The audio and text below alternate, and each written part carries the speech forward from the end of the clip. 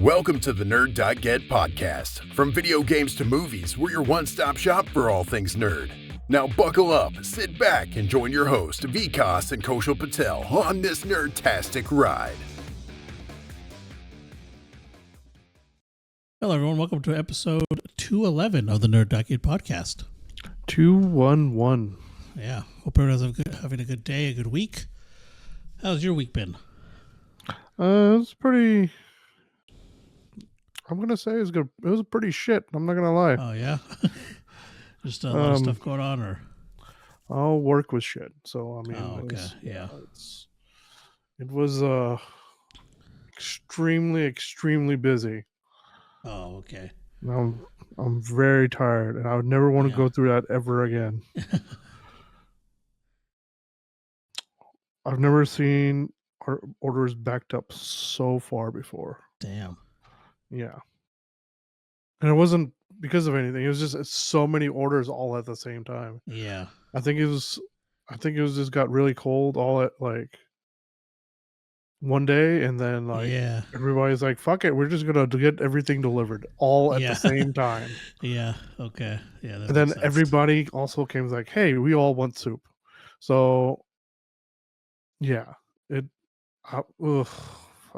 I don't want to think about it. I'm just glad it's over. Yeah. Yeah. Anyway, how's your week? Mine wasn't. I guess mine was like also busy. I had a lot of like meetings and stuff outside of work I had to go to. Work itself wasn't too bad. Actually, no, there's a lot going on at work too this week. Oh yeah. Yeah, this is a pretty busy week too. Yeah, for me. But I did get like a break in there. We went to. I think we talked about it. We went to. My team went to Madrilao for lunch one day. Mm-hmm. For team lunch. So. Yeah, we're gonna have to go back one time. Yeah. Yeah, I think they've added a few things since we've been. Oh, okay. And then they're also opening up like a scratch kitchen next door or something. So that'd be pretty cool. Yeah, I think they bought the building next to them, and I think it's gonna be one big. I don't know if it's gonna be one big thing, but I'm not sure how they're doing it. But they are opening like another kitchen next door. Yeah, so we went to that, and then we went to like a coffee shop nearby, which was also really good. One of our teammates goes there because she's doing her master's. Mm-hmm. So I guess she goes and she goes and studies there sometimes. So. Oh, okay. So she was saying it's good. So we stopped by that coffee shop as well. Yeah, that was on Wednesday, I believe. Yeah, so that was a nice little break in the week. Nothing else really went on. Nothing too crazy. I think if there's anything else, no. At my gym this week, they had a guy from Wales there. Mm-hmm. That was kind of cool getting to talk to him and stuff. So he was helping coach everyone, and I guess he was here for a seminar. So, you had a Welshman. Yeah, it's pretty cool talking to him. And then like him and one of the trainers were just like talking shit to each other the whole time. So it's pretty funny. Yeah, it's probably one of the funnest gym session, like one of the funnest weeks I've had there, because just having him there was kind of cool. Yeah. But yeah, that was interesting. And then I think he's only there for the week, so he probably won't be there when I go back next week. But yeah, and he was asking like restaurants and stuff, so I was telling him a few places. Mm-hmm. Yeah, I think that was it. I'm trying to went furniture shopping today with my parents. It was kind of I wasn't expecting to go today, so that was kind of random, but I didn't mind. Yeah, I think that was pretty much it. We did go see Interstellar in IMAX, which we can talk about later. So we both did that this week. It was a good time, but yeah, we'll get more into that later. Yeah, I think that's pretty much it. Nothing crazy. I guess nothing crazy really happened. Other than being busy, nothing crazy really happened. like in terms of my week. So. Oh, okay. Yeah. Yeah, I got nothing interesting or anything like that. Oh, I did clean my keycaps. Ah, okay. Yeah, so they were pretty gross actually. Yeah, they get pretty gross. I was looking at it one day. It's a white keyboard, right? So I was looking at it. I was like, "This looks kind of dirty," and I took it out and cleaned it. Yeah, they were. Now it looks like it looks brand new. So I was like, "Oh, this is really dirty." So yeah, I cleaned those, got them all. I think I scratched one of the keys, taking them out, but it's okay. I did discover though that I have a delete button, which I didn't think I thought I didn't have one on this keyboard, and I've had this keyboard for like 2 years now. And I was putting all the key. I was like after I had cleaned the keys, I had like what I did is I set them up to dry. I put them in the order they're gonna go in when I put them in the keyboard. Yeah. And I picked up one of the it's like a blue key because it's like a Gundam keyboard, so it's a blue key. And I look at it and it says delete on it, and I was like, where the hell does this go? I had to look up a picture, and I was like, oh, I didn't even realize that was there. So I do have a delete key. That has made my life a lot easier since discovering that, actually, doing stuff on my computer. So oh my gosh. Yeah, so I just thought it was funny. I had it for 2 years, didn't realize I had that key there. Yeah.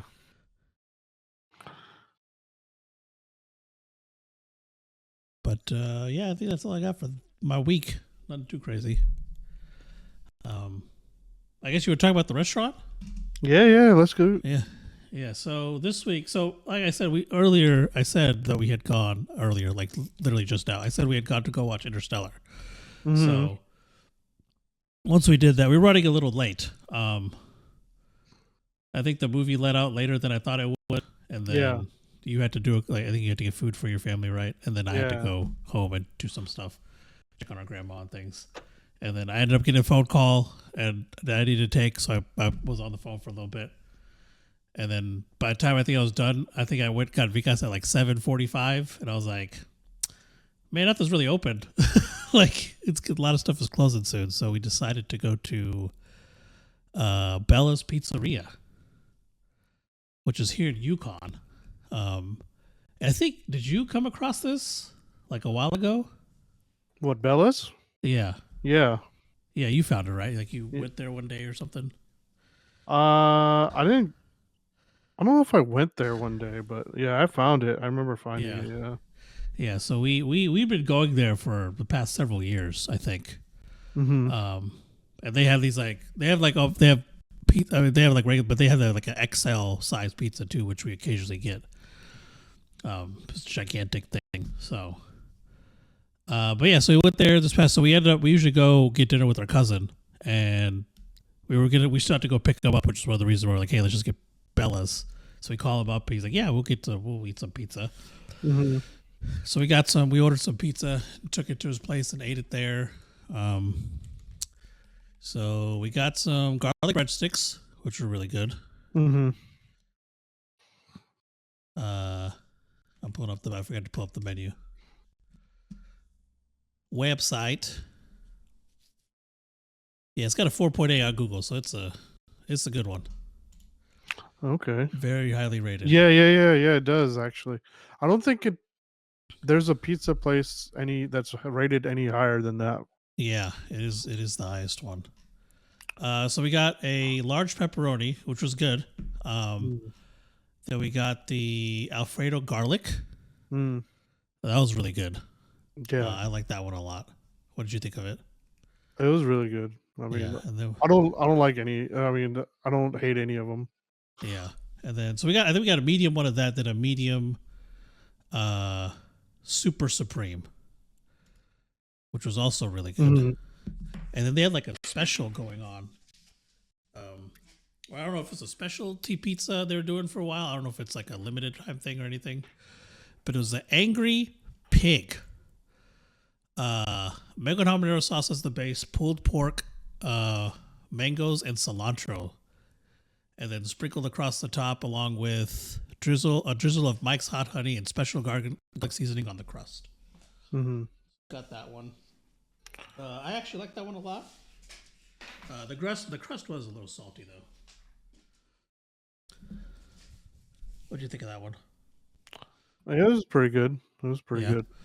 Like I said, I don't had any of them. Yeah, so that was a pretty decent one. And then surprisingly, we got the Alfredo chicken pasta. That was freaking delicious. Yeah. That was really good. Yeah. Yeah, chicken Alfredo with chicken Alfredo with penne. Yeah. And I had penne pasta, Alfredo sauce, chicken, and melted mozzarella with Parmesan. That was really fucking good. Yeah. Yeah, so it was overall it was great. I'm glad we went. And also we got there and they had forgotten to cook or make one of the pizzas. So they actually caught me that pizza and then gave me a free large pizza for next time. So I was like, okay, whatever, I'll just wait. They're like, yeah, I'll take it in 5 minutes. I was like, that's fine. But yeah, they're super nice and caught me that pizza. I got another free. And then while I was waiting there, I was like looking at their menu because I think I left my phone in the car. So I couldn't scroll on my phone. But I was just looking at their menu. They had something else on the counter I was looking at. And then I heard a familiar voice and I turned around and like Top Gear is playing on the TV. So I just sat there and watched Top Gear until the pizza was ready. Yeah. So that was kind of funny. But yeah, Bella's Pizza the original Bella's Pizzeria, because I think there's several. I think there's maybe 2. There's 2 here. Yeah, there's 2 here. So if you're here, make sure it's the original Bella's Pizzeria, the one in Yukon. Yeah. There's another one somewhere else. I think in Moore, maybe. I think it's in Moore. Yeah. But so how many noms do you give? 5 out of 5. There's no question. 5 out. It's the best pizza probably in the city. Yeah, it's really freaking good. The New York styles are really, really good, but still, like, I feel like this is just the best overall. Yeah, I think so. And because, I feel like it's. No, go ahead. No, what did you say?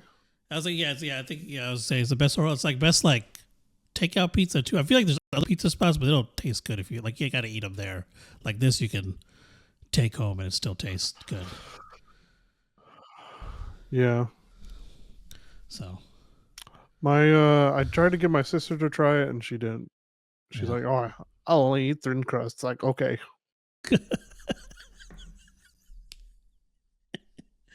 Oh man. Yeah, it's really sorry. It's really good pizza. Yeah, so it is. Check it out. This is freaking offensive to me. It's like, hey, yeah, I know it's not extreme thin crust. It's really freaking good though. It's still their crust still even like on the large, their crust isn't. I feel like it's not that thick either. I think it's like a good. No, but I think it's a good, but it's not super thin either. So. No, I mean it's not technically a thin crust. It's just regular crust. Yeah. It's not like a Domino's regular crust, which is fucking like 3 inches thick. But like, yeah, I like the thickness on their pizza at Bella's too. Yeah, I feel like some like regular crust pizzas are too thick. So this one is pretty. Pretty that was the perfect size, the perfect thickness, the perfect amount of toppings. Yeah, it's just a well-balanced. They just have well-balanced pizzas. With like sometimes like I'll go to these other exactly so like I'll go to the other places and like they're good pizzas, but like you'll have too much of one thing, or it's like it's too thin or too thick, whatever. I mean, if it's too thin, I don't really care, but sometimes it's just too thick. I'm not a huge fan of that. So, but yeah, Bella's Pizzeria, the original Bella's Pizzeria, located at 1615 South Mustang Road, Suite J in Yukon, Oklahoma. They are open. Let's see. So Tuesday to Thursday, 4 to 9. And then Friday to Sunday, 11 a.m. to 9 p.m. And then they got a Facebook. And they have a Facebook, and it's just the original. It's the original Bella's Pizzeria Yukon is their Facebook. They do not have an Instagram. So. All right. We're going to have to add another one to our list. One pizzeria does have the same rating as them. Okay. Heavy D's Pizzeria. D's. Oh wow, it's almost the same amount of reviews too. Damn. Yeah. It's 80. It's like 70. Like it's almost to 89th and Western. Looks like. Yeah. Okay. So, Oh, I've driven by this. I drive by this every day. Well, not every day. Like 3 times a week. Wow. Yeah, we'll definitely have to try this out. they have other stuff there too, like wings and. Yeah. They also have these. Is that a chocolate cannoli? Which one are you talking about? It's one of the pictures. None of the pictures I'm seeing. There's 4 cannolis, and it has like looks like chocolate syrup and some other kind of syrup on it, and then the fillings look like. Because usually the filling is white with the chocolate chips, right, or whatever it is. Yeah, the filling's like darker. Well, sometimes it's not chocolate chip. Sometimes it's just burnt. Like they use like a torch or something. And sometimes, hold on. Which picture are you talking? I'm not finding it at all. Is it like way down there, or?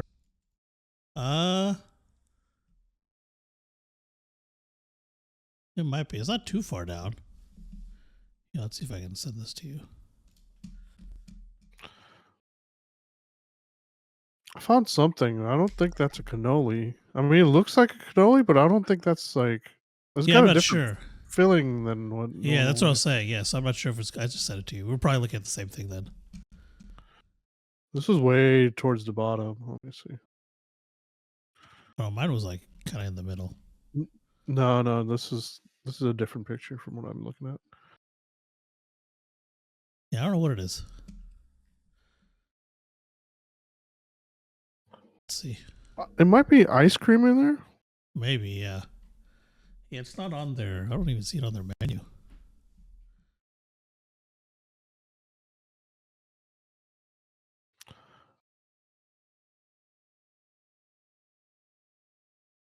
Look at one cheese pizza with no cheese. They have a Gallo 24 pizza. Do they really? Yeah. It's pepperoni, jalapeno, cream cheese. This pizza place doesn't make motors, but we sure know our way around a pie. Is a description of the of the. Oh, the specialty pizzas are car ones. Yeah, car ones. Yeah, American Classic, American Muscle, Maserati, gas saver, Hot Lap, Full Boost, Backfire, Nuts and Bolts, Alfa Romeo. That's funny. I wonder why the Gallo 24 is pepperoni, cream cheese, and jalapenos. That's what I want to know. Yeah, that's interesting. Yeah, I don't know why. Because the Gallo 24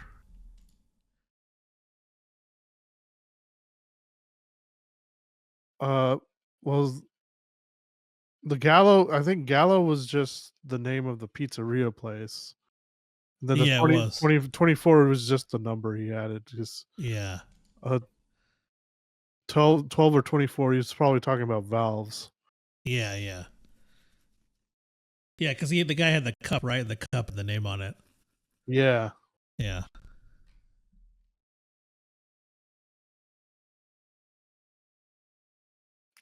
That's crazy. I didn't know that this existed. How long has this been open? Actually, I don't know. Let's see their Facebook. Oh, I can't open their Facebook for whatever reason. Let's see. Because Empire Slice, Eagle One, Great American Pizza, Papa Angelo's. So it's at least 2 years old. Okay. The IVDs, because those are the oldest reviews I'm seeing are 2 years old. Oh no, there's one. There's one from 3. Hall's Pizza Kitchen. All of those have 4.6 rating. Okay, Empire Slice in the Plaza has a 4.7. So that's the Plaza. Oh yeah, that's the original one, I think. Yeah. But the other one doesn't have is a 4.6, I think. Yeah. Empire Slice. The other one's on May, right? I think so. Yeah, it's 4.6. There is one that has a 5 rating, but it's only got one. So like, only one review. Hunt's Brother Pizza. I think it's a gas station.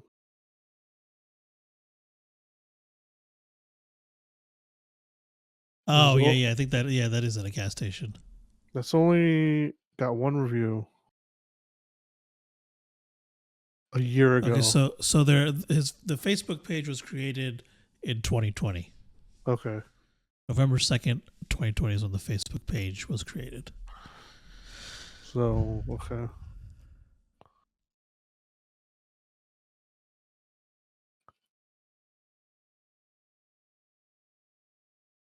Yeah. So yeah, we'll definitely have to check this place out. Let's see when they close to.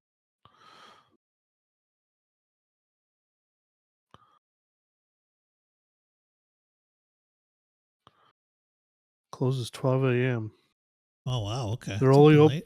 They're only opened. They're not even open tomorrow, so they're kind of so closed Sunday, Monday, and Tuesday. Okay. They don't even open till 5 p.m. Damn. So they're only open from 5 to 10 Wednesday, Thursday, and then 5 to 12 on Friday and Saturday. Okay. Man. So if we're running late, we could go there. Yeah, that'd be perfect. Yeah, their Facebook's pretty active too, so.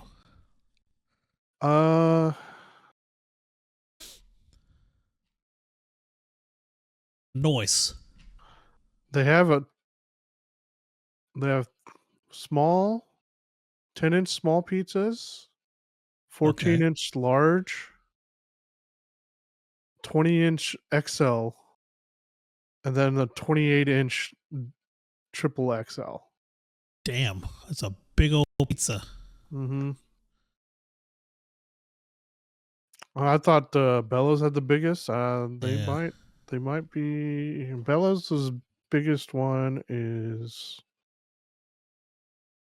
Let's see. Is it 20 or was it 20 like 3 or 4 or something like that? No, it's bigger. It had to be 20 inches the large.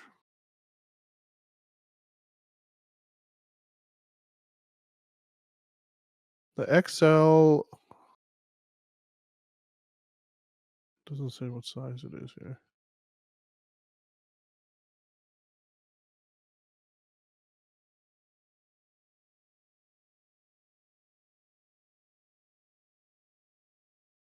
Okay, hold on. Let me see.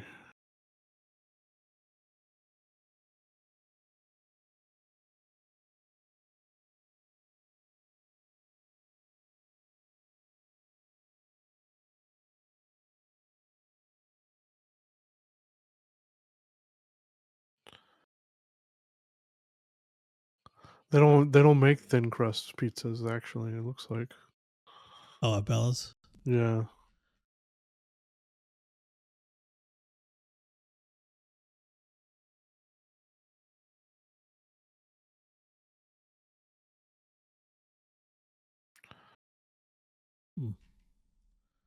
On their website, it's got 4.9. Oh wow. Yeah.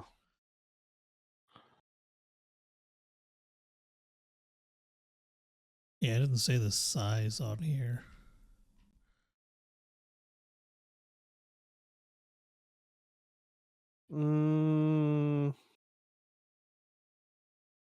Thought it did. Wow.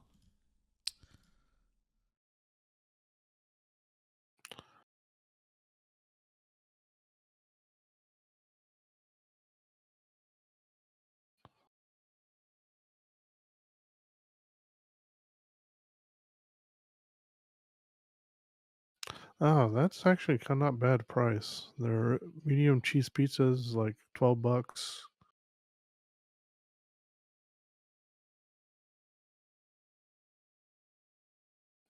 Large specialty, medium specialty, salads, and extra large.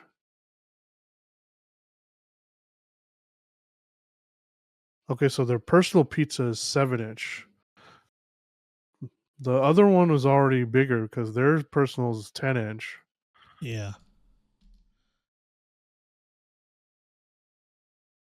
I don't know. We might have a competitor for another best pizzeria.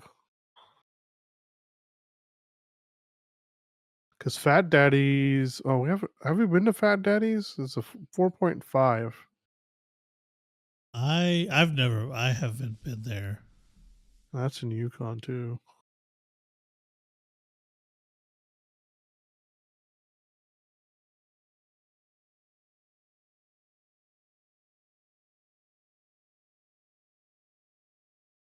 They have a small and a large.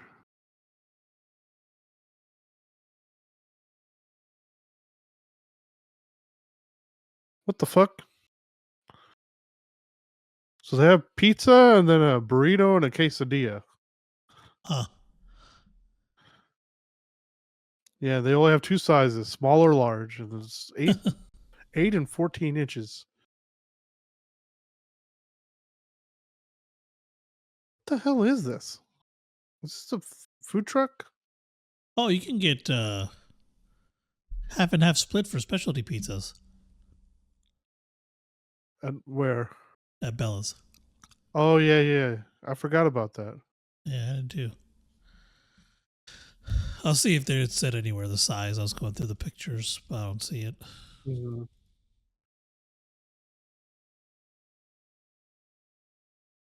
It does not say. I remember being fucking huge though, so. Yeah, the reason I remember, the way I came across it because I had to deliver it for DoorDash. That's right. Yeah.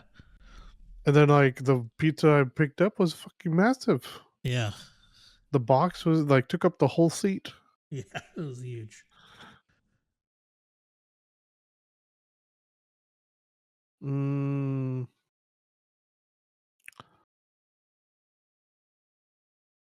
Look, Right. well on their website it says you'll find more than just pizza at the top restaurants in Yukon. Try some of the local top dishes for a treat. Try the large angry pig and see why it's such a local favorite. This is the first time I even see it. Yeah, so I was talking to who was working there. Yeah. And she said they'd added it like maybe a couple months ago. Okay. So it'd been on the menu for a while, is what she was telling me. Okay. Yeah, the only pizza that even mentions the size is the Personal. Yeah. Oh, I don't know. Well, the medium looked really small to me. Yeah, it did. So I'm gonna. Actually, I have the box. I'll measure the box. Um.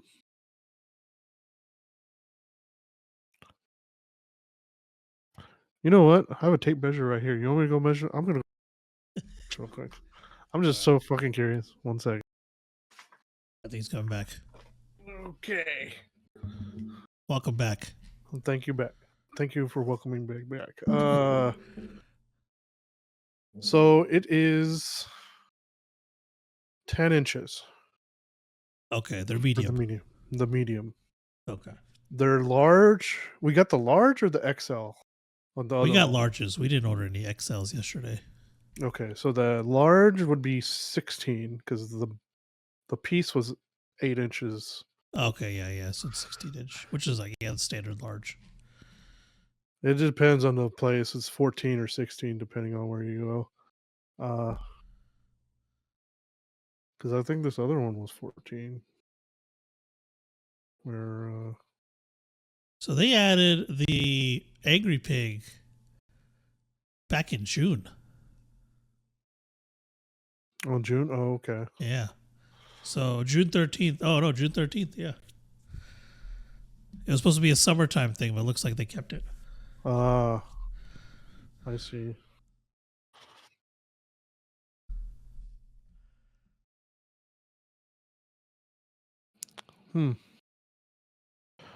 Interesting. Hall's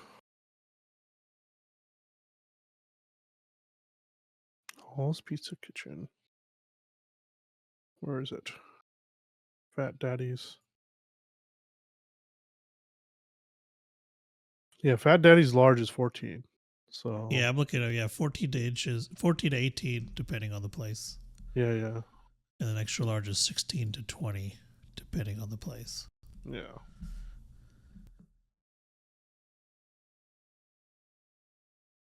Most popular is 14 inches. For medium? For large. Oh.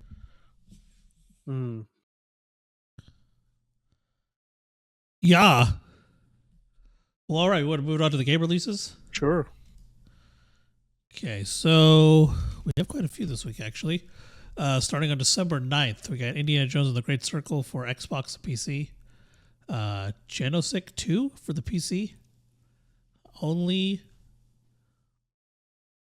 Hold on. Okay, sorry. Only Lead Can Stop Them PC. Road Rated Simulator for PlayStation, Xbox, and PC. Undead West for PC. And then for December 10th, we got Balian Air. Balian Air. I don't know how to say that. It's not billionaire. It's billionaire with an A. Balian Air for PC, December 10th. Dungeons 4 Dungeons 4, Not Another Multiverse, PS5, Xbox, PC. Legacy of Kain, Soul Reaver 1 and 2 remastered for PlayStation, Xbox, Switch, PC. Mighty Morphin Power Rangers, Rita's Rewind, PlayStation, Xbox, and PC. Monument Valley 3 for Netflix. You better be looking forward to that one. December 11th, we got Fairy Tail 2 for the PC. December 12th, we got I said Fairy Tail 2. Okay. Breath of Death 7, The Beginning Reanimated for PC. Clone Drone in the Hydro Dome for Quest and PC VR. Completely Stretching for PC. Exercise Your Demons for Quest. December 13th, got Fairy Tail 2 for the PlayStation and the Switch.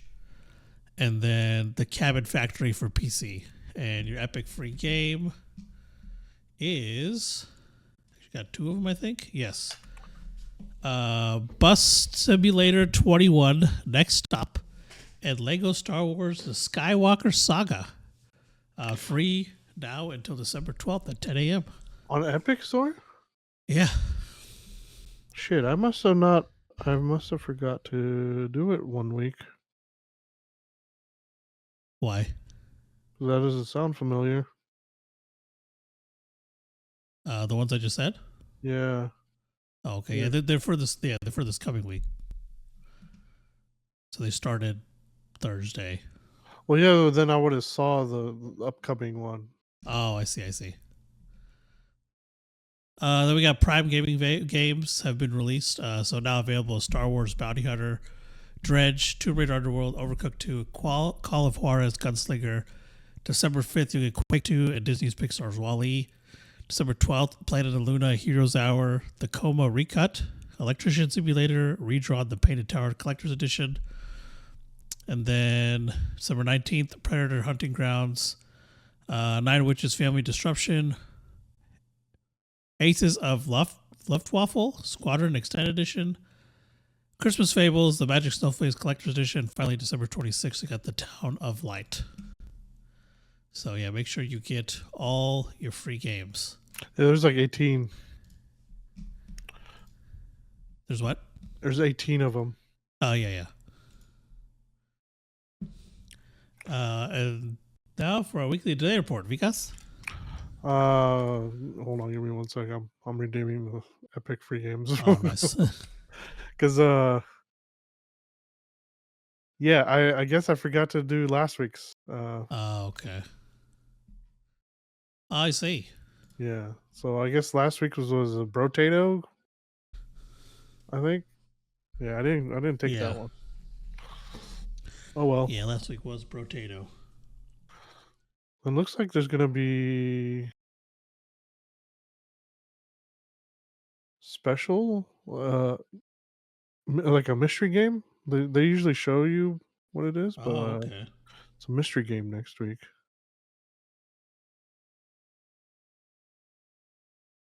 I So guess we'll find out. yeah. Anyway, delays. The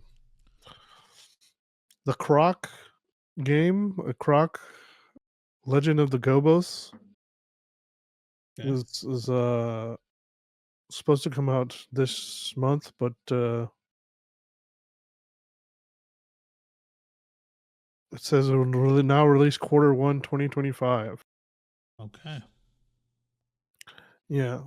So they didn't actually have a date in December. They just said December a while back. Okay. Yeah. So Argonaut Games announced that they're pushing that back because let's see. Be-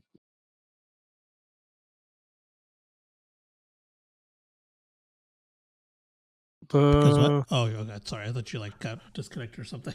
No, I got thrown off by this stupid video that started playing. Ah. Like, who's talking in on our podcast right now? And this is Oh, okay. this Oh, the video on the voice. web Yeah. Okay. video. Because this whole time it never happened, and then just all of a sudden it just came up. Turn on. Um,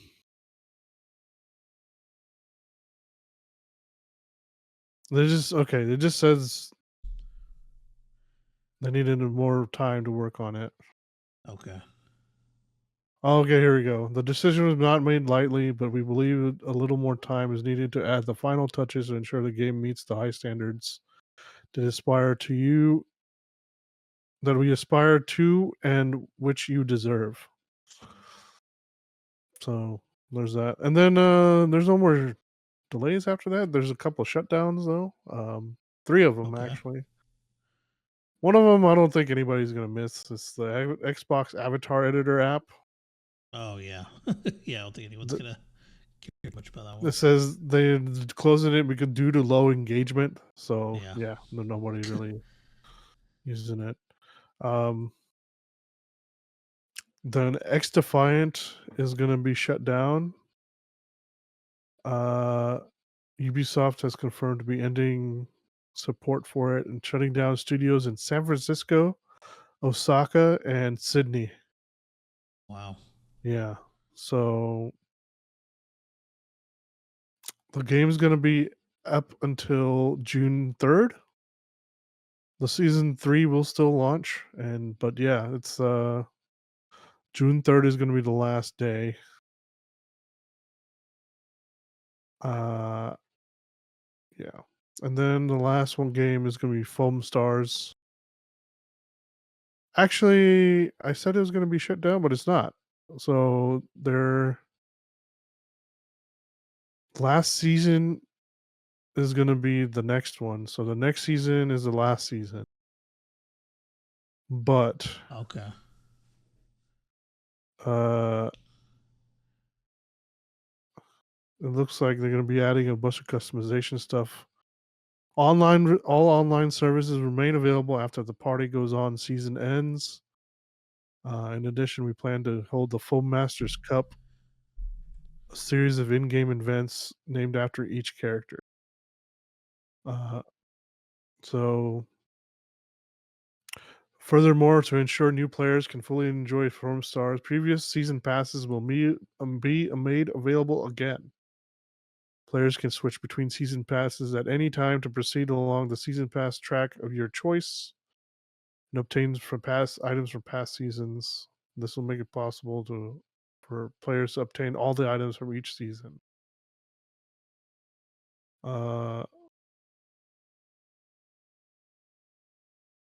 so they will still have free and premium.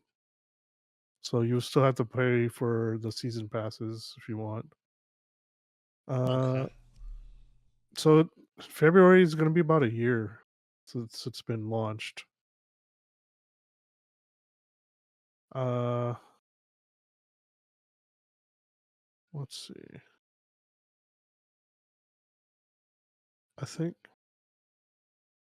so. Throughout both development and the operational phases, we have faced many challenges. However, the support of all of you who play the game, along with the incredible fan art, has been a constant source of our encouragement for the team. It's because of this support that we've been able to overcome these difficulties, always with the goal of responding to your feedback. Nice. Yeah. This is I don't want to. I don't want to. I want this to sound like a final message that you will be able to continue playing the game. Okay. Uh, Yeah. It says to thank the fans. Said he hopes they will continue to enjoy Foam Stars for many years to come. So they don't plan on taking it down at all, which is surprising for an online multiplayer game. So Yeah. that they chose to no longer support.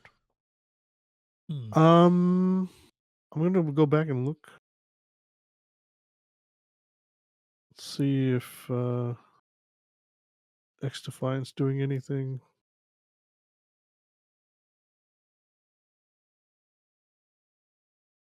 Doesn't say. Okay. Yeah, they didn't say anything about. They just said that this season is the last season. But anyway, yeah, that's all I had for that. All right. Then we're going to move on to things we've done seen, and I believe you are starting us off this week. Okay. Well, first thing I saw this week was the 30th anniversary of PlayStation was this week. Yeah. And Sony released an update for your PS5 where they don't tell you anything about it. There's like, hey, update and restart. You'll like this. Yeah. And then it's pretty much like I don't know. It was you don't really say anything like that, but like there's something new or something like that, and then it tells you to restart. And when you restart, the PS1 boot up starts. Yeah. And it is fucking amazing. It hit It you right is. into nostalgia. Yep. Yeah, it was And really cool. yeah, so it'll be like it's like the original PS5 thing pops up, but then yeah, the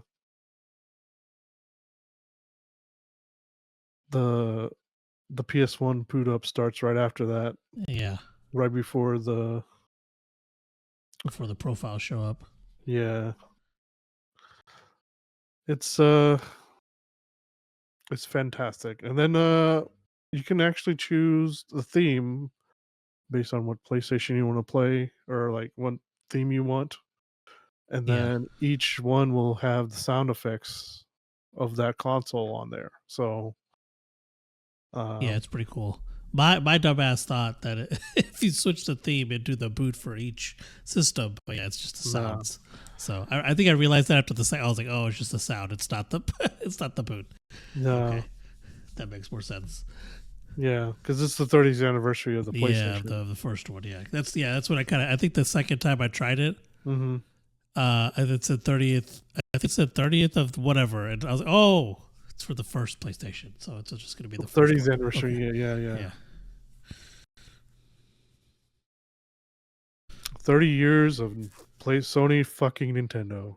Yeah. They succeeded pretty well, I would say. Yeah, I would say so. I mean, I'm sure most of you know that the only reason PlayStation came about was because Nintendo F Sony over.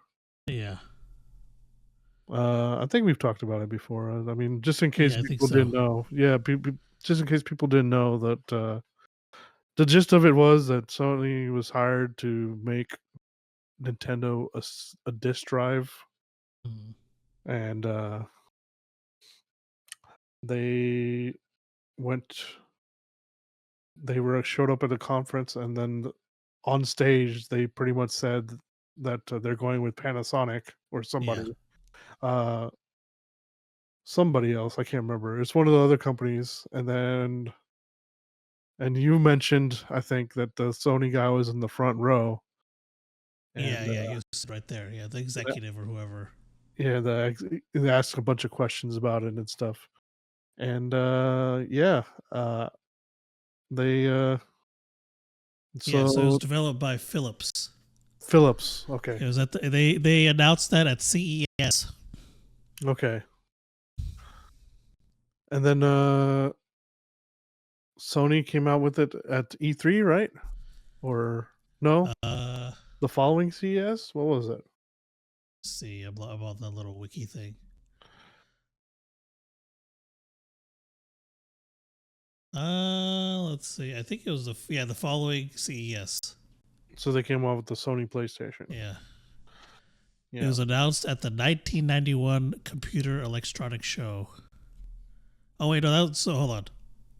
Oh, was to be announced at that one. So then it was announced the next year. Yeah, okay. Yeah, the next year at CES. Okay. Yep. So and the funny thing is they didn't go with either of them and made a cartridge console, so yeah. Yeah. And it inadvertently started a new competitor. Yep. And pushed that competition pushed Sega out. Made room for Microsoft to come in with their Xbox. Yeah. I think there was one year where they had all four of them there. Yeah, I think so. And then somebody memed it. This is the all the four nations were in harmony until the Fire Nation attacked. I don't know which one the Fire Nation is, because one of I think the Dreamcast logo looks like the Airbender logo. Yeah. A little bit. But I don't know who the Fire Nation is. I guess it had to be. Well, I don't know.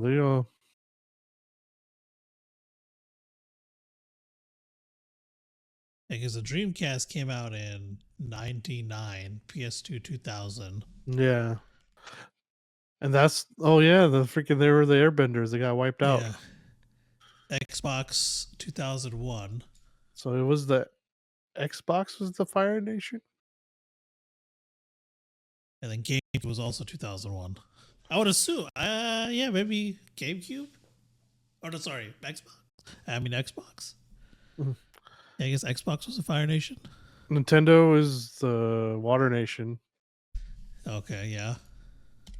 Because they're kind of small now compared to the rest of the nations, and I guess PlayStation would be the Earth Kingdom. Yeah.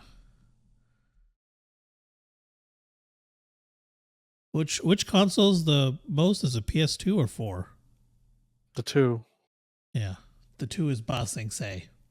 There is no war in Ba Sing Se. Yeah. Yeah, I guess Xbox would be the Fire Nation. It doesn't match the color, but still. Yeah. That'd be the Fire Nation. It's definitely not the Earth Nation. No. Hard no. But I guess the way the island was shaped, Sony would have made sense, but yeah. Oh yeah, it's true. Sony was already there, so I guess it doesn't really work. Yeah, Nintendo would have already. Yeah, they're already there. No, but then they would have to go overseas. Yeah. Well, Nintendo was already there overseas.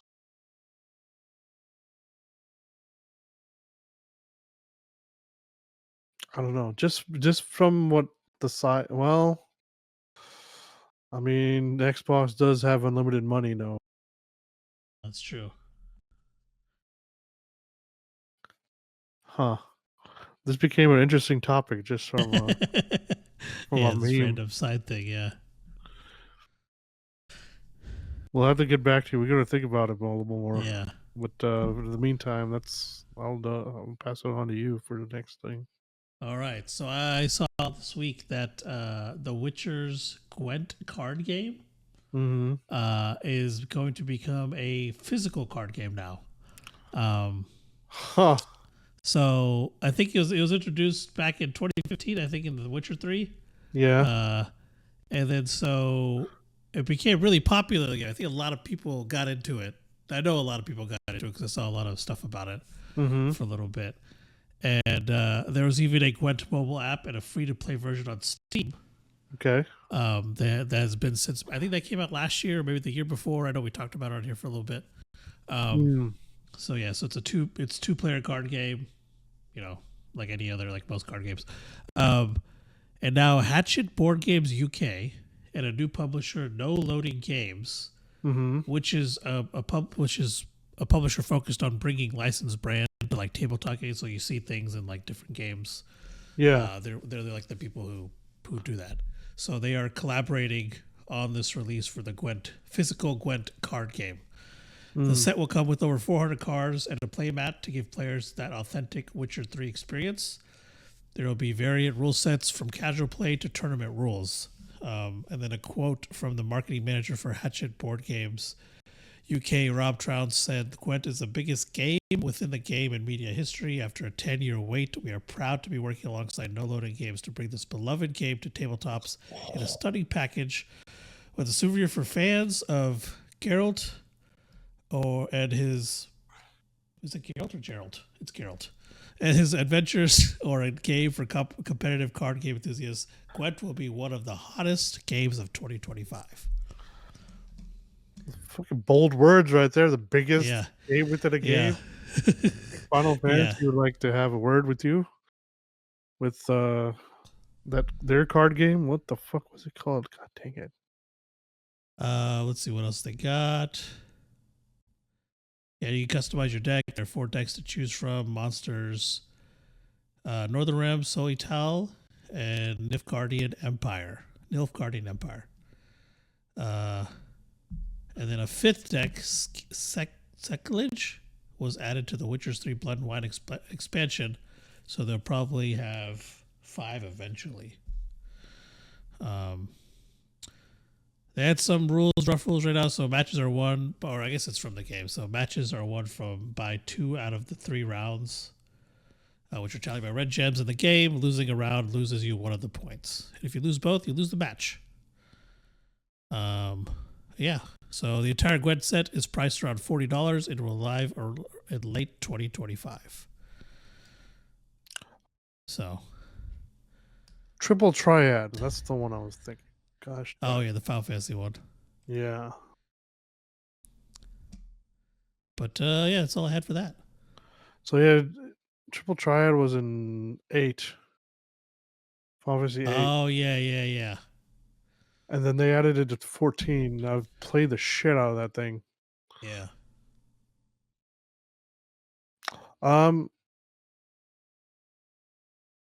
But yeah, since you're talking about a card game, I'm going to talk about another card. All right. Riot Games has announced a new card game that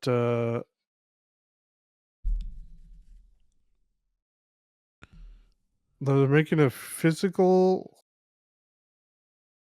TCG game based on League of Legends. It's called Project K. Okay. And they said it's not a physical version of the Legends of Runeterra. So it's going to be its own card game. Okay. And it's supposed to be like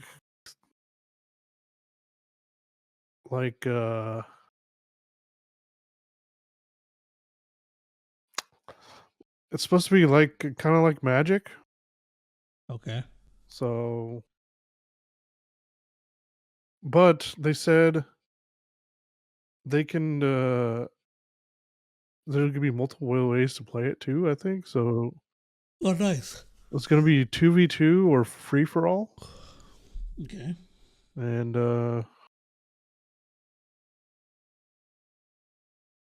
so yeah, it's that's really all there is about it. I guess a lot of the people who played Legend of Terra are kind of pissed about it, but I don't know. Since that was a small one, I'm going to talk about a couple others, and then Okay. Marvel Rivals launched, and it had over 400,000 players in climbing. Damn. Yeah, so so it's Marvel's version of Overwatch, basically. Yeah. Which I mean, I guess Concord would have loved to see those at least those numbers, Yeah. and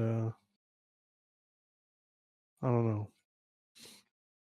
And I guess I'll end with this one where Call of Duty is getting a crossover with Squid Game. What the heck? Yeah. I wasn't expecting that. Honestly, after the Godzilla one, I don't expect any. Oh yeah, I forgot about the Godzilla one. Yeah. I don't know. I don't know what to tell you. Yeah, after that one, nothing could surprise me. Yeah. I thought I was like, this is for Squid Game 2, I guess. Okay. Where I guess Squid Game 2 is supposed to come out. Oh, it comes out December 26th.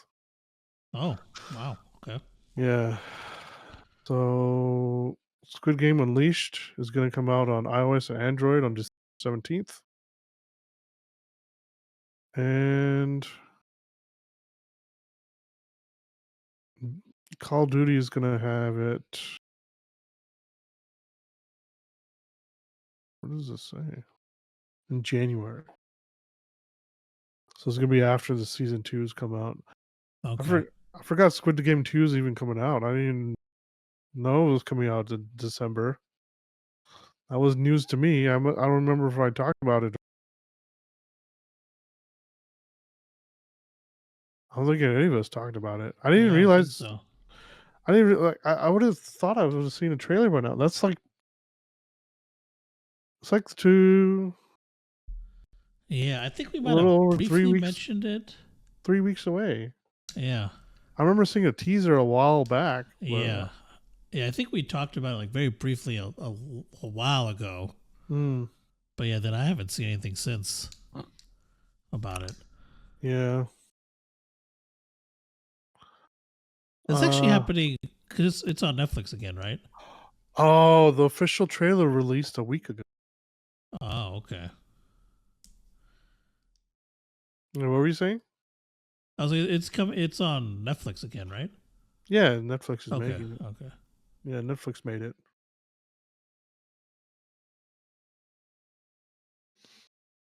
But I'm not gonna watch a trailer. I'm just gonna go in blind. Okay. Yeah, same.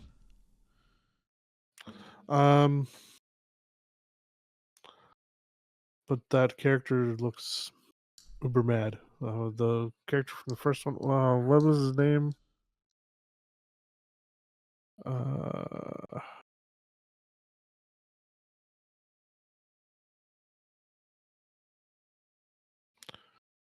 main character was 456.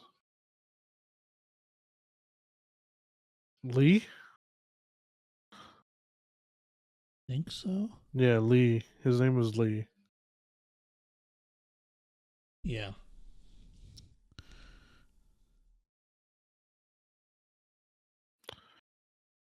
So, yeah. I better not look anything. Anything? Yeah.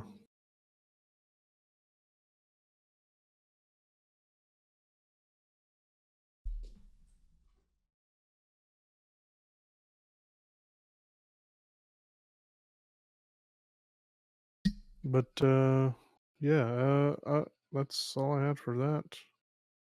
All right. Probably have one more for yours.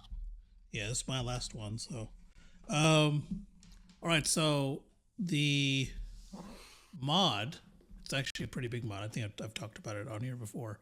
The Fallout 4, or the Fallout London mod, which came out a couple months ago, I believe. Mm-hmm. It is a unofficial Fallout 4 mod.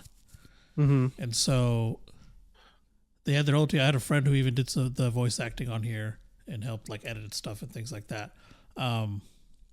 So they are coming out. So they were doing like hot fixes and things, right? Mm-hmm. And while they're doing these hot fixes, they realize that they could potentially, I mean, they could add more. They were getting ideas while doing these hot fixes, like making this game. Seems like. Mm-hmm. So let me just open up this Twitter thing if I can. Oh, it did work. Okay, it wasn't working earlier. Okay, so this is directly from their Discord. Mm-hmm. It said, we're excited to share some news about the upcoming version 1.03 patch for Fallout London. What started as a simple hotfix has grown to something much bigger. Given the scope of this update, we're aware it may make changes that impact save files, or rather than risking breaking things for a small update, we're looking to roll this into a part of our very first DLC. This DLC will feature both new content and previously cut content that we're working hard to restore. Stay tuned for more details. Big things on the way. So they are now creating a DLC for the Fallout London thing, which is pretty cool because there's just it's an indie team. So they'll be adding all that. No date on when, but they will be adding some DLC and some other exciting news. They are now a registered business. And they said they're incredibly grateful for the community support, which has been instrumental in getting us here. Well, this is Team Fallout, I think is how you say it. That's the name of their studio, Fallon? I guess. Folon. Folon? You said what? Folon? I could probably just ask my friend. Fallen? I think it's supposed to be Fallout London. Oh, okay. The future is a Fallen. I think they just abbreviated it. Oh, okay. Yeah. Wouldn't it be a FAL then? The Fallout, like the FO. Okay. Oh, for the Fallout. Yeah, for the Fallout. Yeah, and then London, LON. Okay. But yeah, so that's pretty cool. But yeah, they'll have some more updates for that. Let's see if there's anything on here. Oh yeah, Fallout London was downloaded 500,000 times in the first 24 hours, which is a record for the GOG store. They still have their own page that they're doing updates on, fallout4london.com, if you want to check out, if you want to follow them and just see like who it is. So the team is comprised of the group of hobbyists, industry professionals, modders, and game enthusiasts who have pretty much just come together to create this mod for Fallout. So it's a pretty cool thing. Check it out if you can. Yeah, so I don't think it has a release. Yeah, there's no release. I mean, they just announced, so there's not going to be a release date yet for that DLC. But yeah, check it out. We'll keep you updated on the DLC. I'm sure we'll see some other stuff about it in the future. But yeah, that's all I got for that. All right. Well, last couple things I found had to do with like game development. So EA, this one is about EA. They have 24 or 23 of its accessibility patents free for any studios to use. So now they have released 38 patents in total. Oh wow. For developers to use at no cost. Okay. Yeah. I'm not gonna lie, my headphones connected there, disconnected. So who's this for? EA. Okay, EA, gotcha. Okay, EA has released accessibility gotcha. patents. Yeah. Nice. Okay. Uh, so yeah, over the past few years, they had 15. Then it grew to 23 more. So bringing the total to 38. Nice. And yeah, EA has says any other game developer can patents without having to pay any money or risk being sued.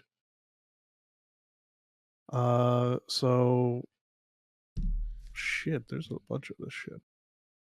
Some of them is intelligent personalized speech recognition, generating expressive speech audio from text data, generating speech in the voice of a player of a video game, aging using machine learning, emotion-based music style change using deep learning, and dynamically selecting speech functionality on client devices. So yeah. I don't know what else they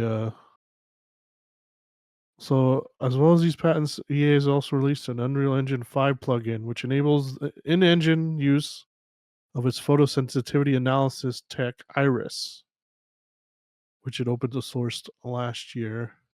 Yeah.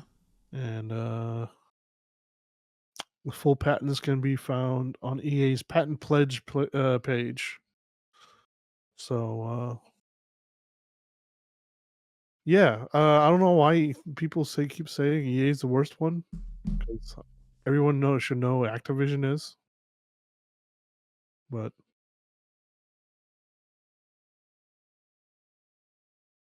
anyway, and then Yeah, Activision the poop garbage.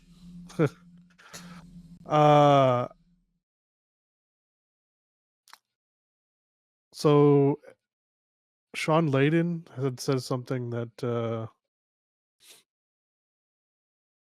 games should be shorter because development costs are not sustainable. They said this in an interview with.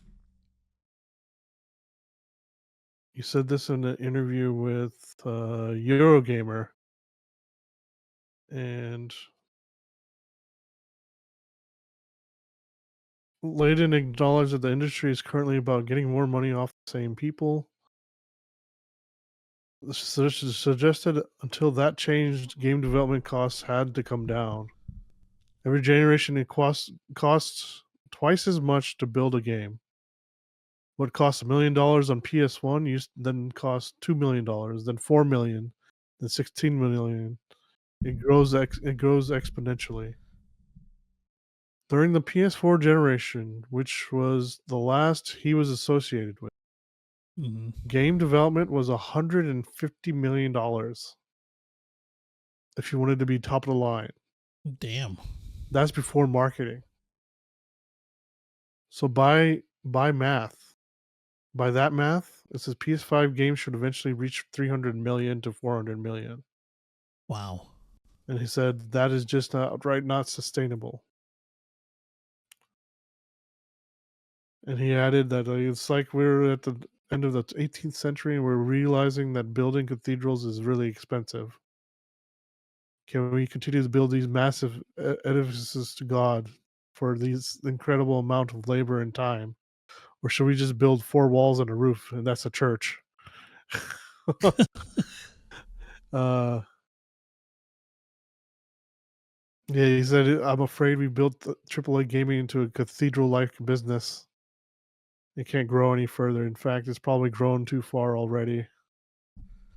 And then there has asked about the trend about rolling back. It's like games are too long, suggesting game length of the game could be used as its main selling points, as the average audience has aged a long time. A long game. Wait, what? An average audience has aged a long game has become less to an attractive prospect to some players. For the longest time, we kept banging on about 100 hours of gameplay. This is going to be awesome. It's 100 hours of gameplay.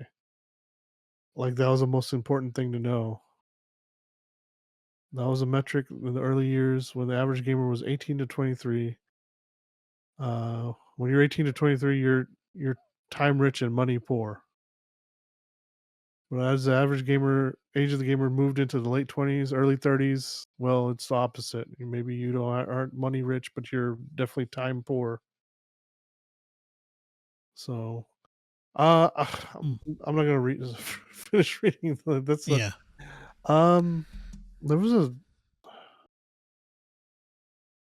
There was a quote I wanted to see.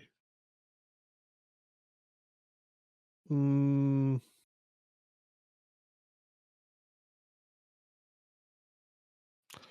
says only 50%. If only 50% of players see the end of the game, what about all those millions you could spend on the final level for only half the people to see it?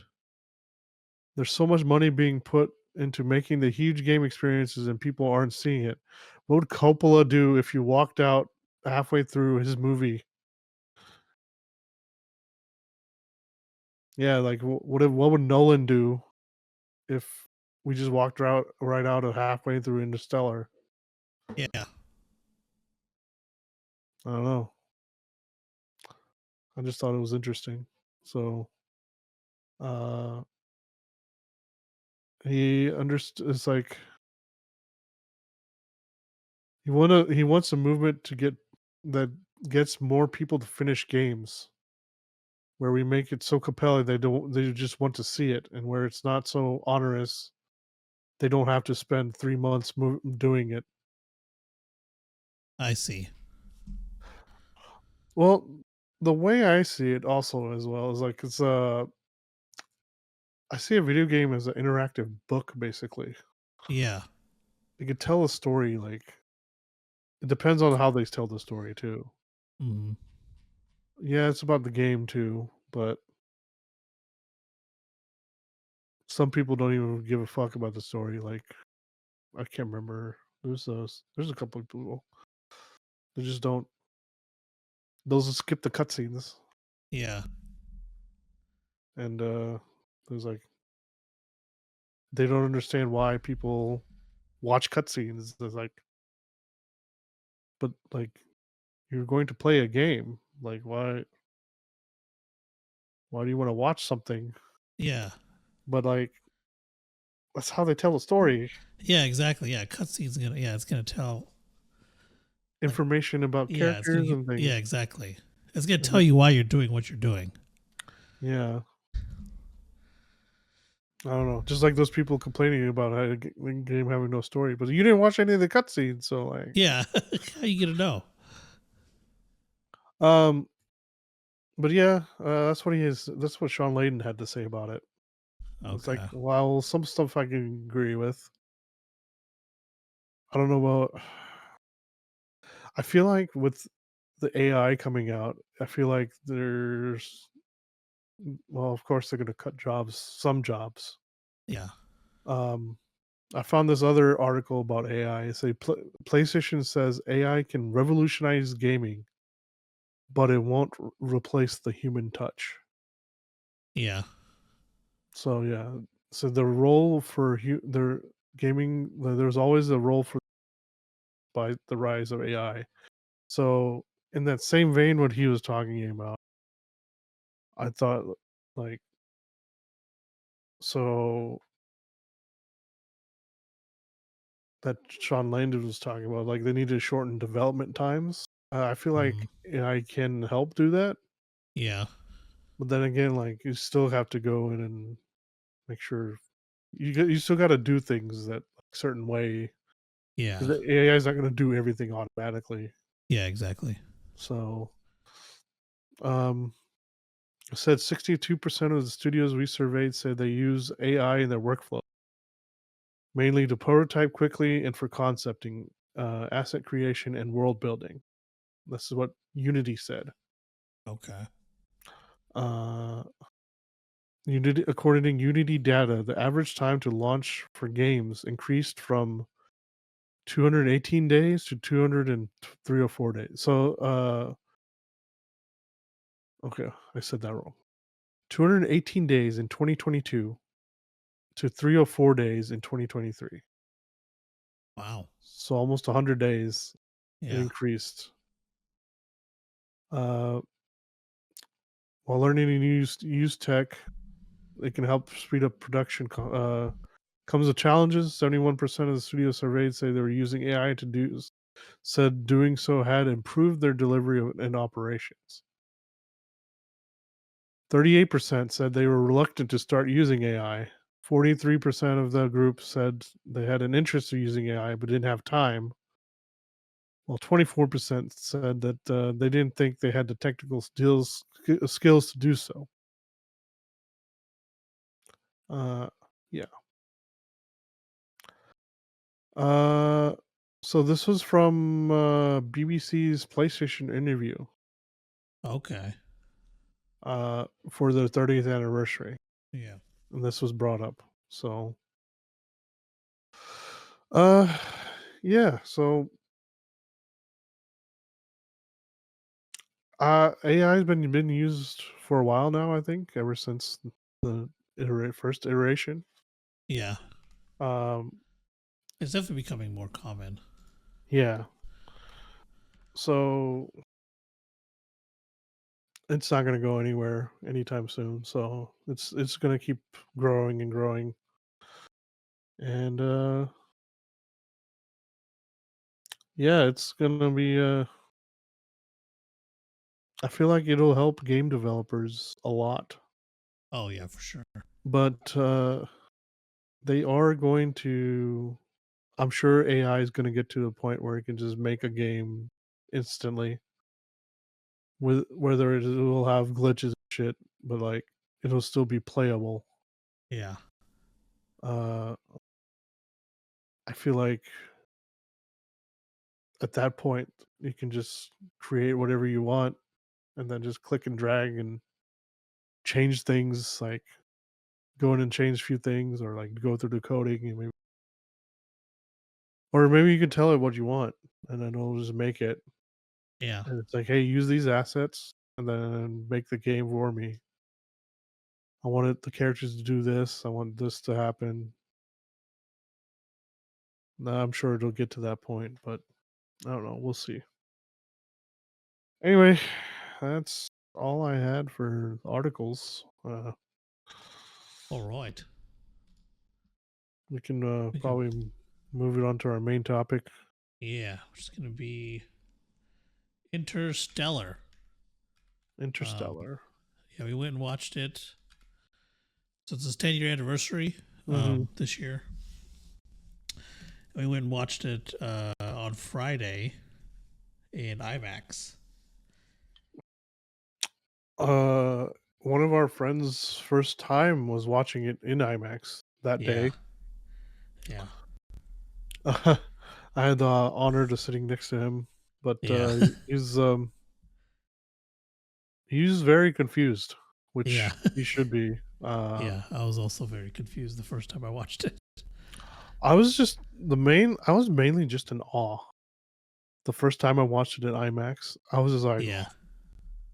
"This is fucking amazing." This looks like Yeah. It was incredible. I was watching a documentary, Mm-hmm. and yeah, there's one thing I have a problem in Interstellar. So some of the backgrounds, they only have just white stars, and I figured since you were in space, you'd be able to see more colorful stars. Because when you were look at the telescope, like pictures, like when they took a picture of those thousands of galaxies, like Yeah.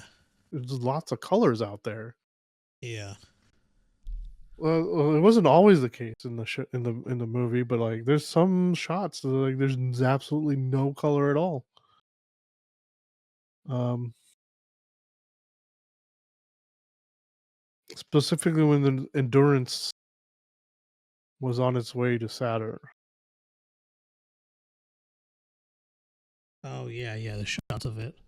And then when they got through to Saturn, they were showing. I don't know. When they were away from Earth, they were showing the Endurance just in space.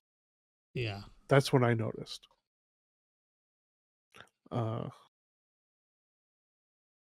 was the one. That's my only gripe. I just happened to notice it this time too. Okay, I see. Because when they go through the wormhole, they have lots of colors. They show all the galaxies. Yeah. So like, I was just wondering why they didn't show it on that part. But I mean, it wasn't really necessary to the story. But like, this is I don't me. know. This is just me looking for something to be wrong. Yeah, I mean, it's a cinematic masterpiece. Everybody should It's really watch good. this. Yeah. It was actually one of our other friends' his first time watching an IMAX movie at all. Oh, really? Yeah. That was his first one. I did have the. I also wanted to gripe that they didn't have the sound mixing correct. Yeah, it was really loud. The the music, music. the music was super loud compared to Yeah. last time. Yeah, it was. Last time the sound was perfect, like the dialogue and the music was around the same level. Yeah. Yeah, the sound was definitely off this time around. The subs were not as powerful this time either. Yeah. Because the last time I watched it, the subs were like shaking the floor when they were in whenever they were in the wormhole. Yeah. It felt like you were in there. So I don't know. But what else we gonna say about Interstellar? I mean, Yeah.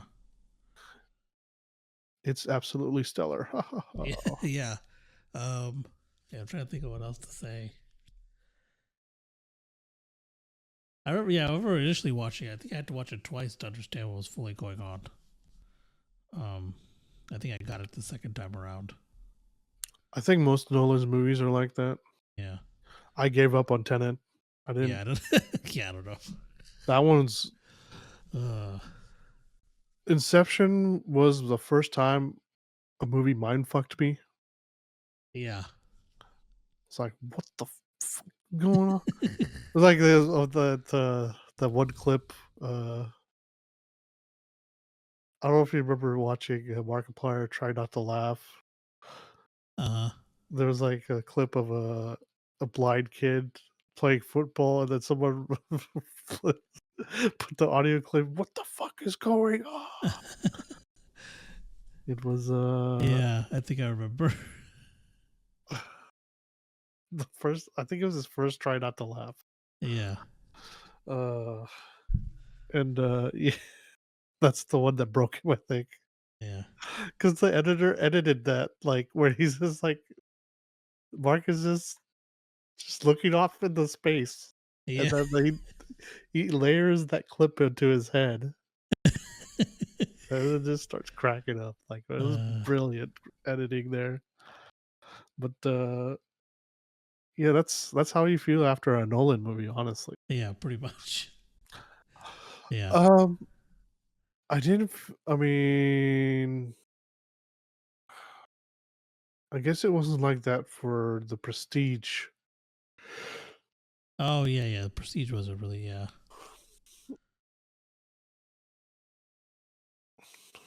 that one was fine.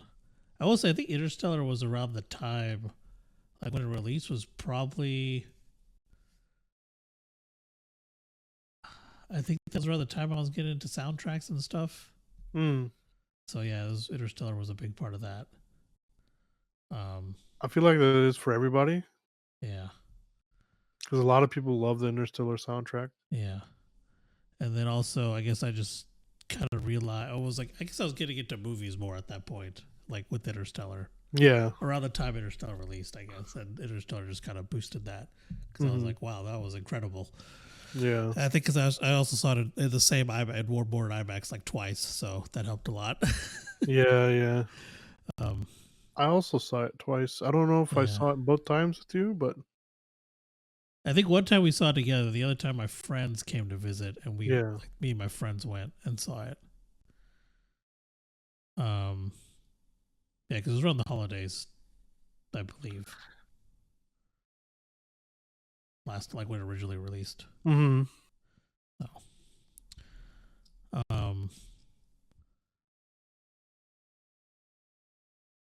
also, I just lost my train of thought. Oh, I did read the. I think it was a little bit after the movie came out. They came out with the Science of Interstellar book. Mm-hmm. That was pretty cool. I read through that book and like kind of because he got the he got a actual physicist Kip Thorne to Yeah. consult on the movie for like the science part of it, Mm-hmm. and they did a whole book on it. So that was pretty cool. Yeah, it's the most scientifically accurate Yeah, space movie to date, I think. yeah, Other than the theories, the like the black hole stuff, but like yeah, yeah, everything outside of that is scientifically accurate. yeah. Because I remember in the book for Gargantua, right? Yeah. Like they knew things like that had existed. I don't think that Actually, actually they actually confirmed that recently. the Gargantua. Yeah. Yeah. So I think at the time they had just theorized it and they went to oh man, who was it? I could probably look it up. They went to a studio to create that and Kip Thorne was heavily involved in creating that I guess just the way it looked. So that was pretty cool.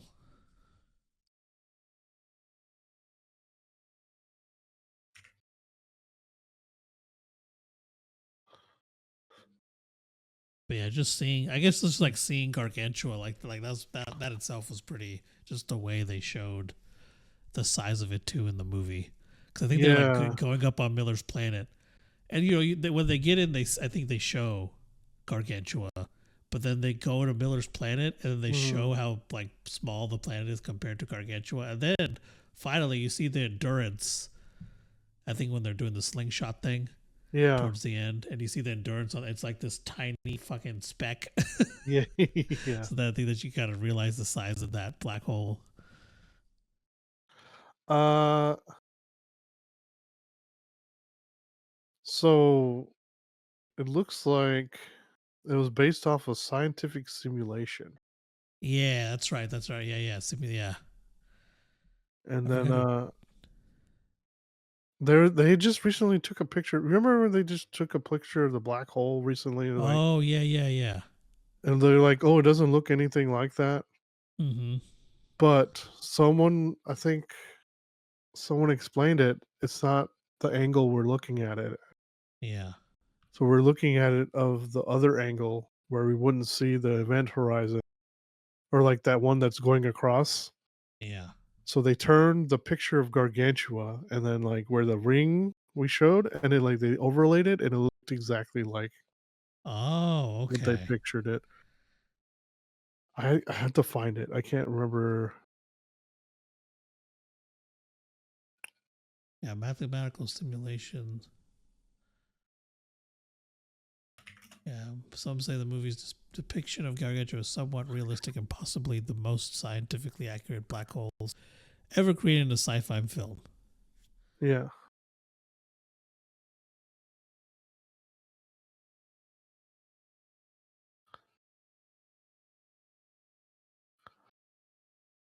So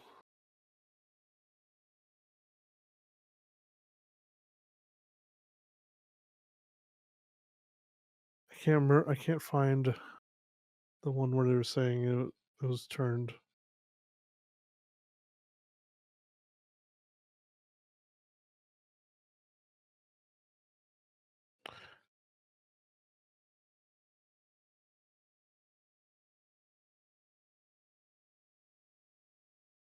Let's see.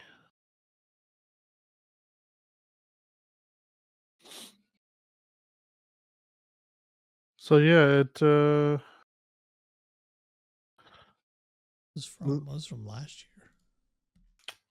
there's the picture of those black holes. Oh, okay. So this is reconstructed images of Messier 87's central supermassive black hole they used from 4 days in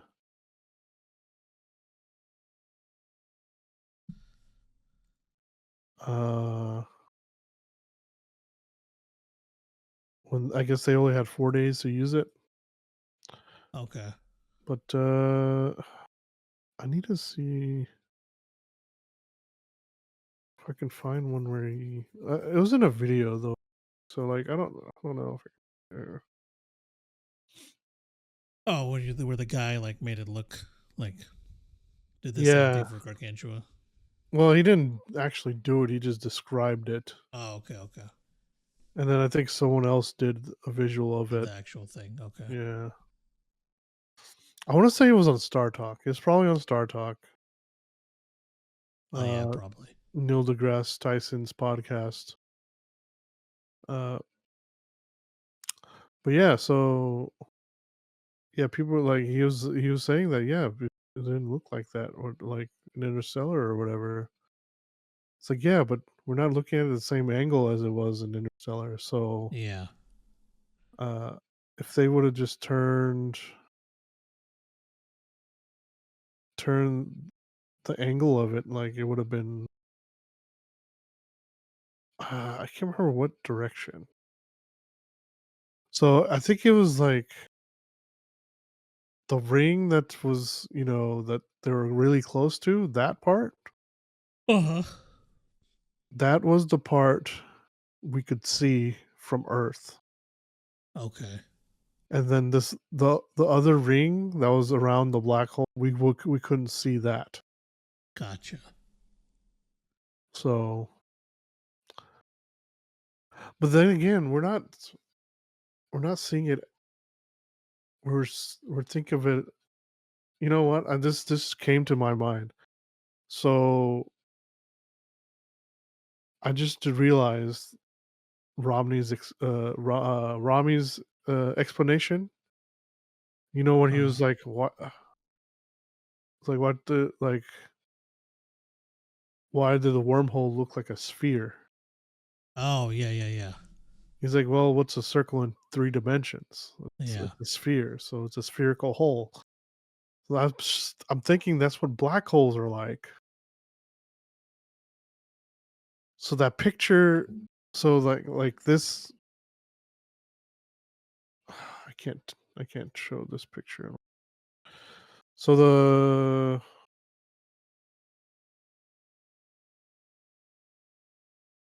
interstellar like gargantua, like Yeah. so this picture here. Yeah. So the black hole is actually a sphere, not a hole. Yeah, yeah. So it's just be a black sphere mass, I guess. Mm-hmm. And that's what That's what the ring is going around, yeah. Oh, I see what you're saying. Yeah. So like the angle we're looking at it is at like 40 is at 90 degrees from what we would be looking at that one from Earth. Yeah. Okay. So he turns the picture of this and like you turn it and then it looks like third picture there for Okay. April 10th. Yeah. It looks similar to that, or maybe 11th. I don't know. Okay. But yeah, it kind of looks like that. I see. That makes sense. Yeah. So Did they actually say how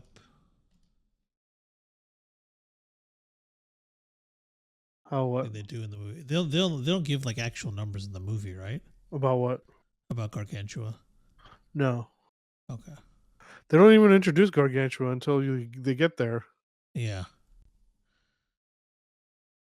Oh, I'm thinking of the book. They say it in that book. That's why I thought they did. Okay, never Yeah. mind. No. So you've had book and movie. Yeah. I've just had the movie. I've seen him multiple times. I don't have it memorized or anything. I know. I pretty much know. I can picture probably the whole movie. Yeah. Um.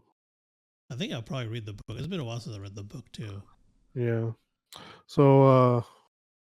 Yeah, my friend was like, "What the fuck is going on? Like, what? Like, he didn't like. I think he was kind of confused. Well, mainly because you can't hear some of the dialogue. I feel like, Yeah. some of the Yeah. dialogue was too like, or the music was too loud. You couldn't fucking hear anything. Yeah. The only reason I knew what they said because I heard them say it on Yeah. I've seen the movie multiple times.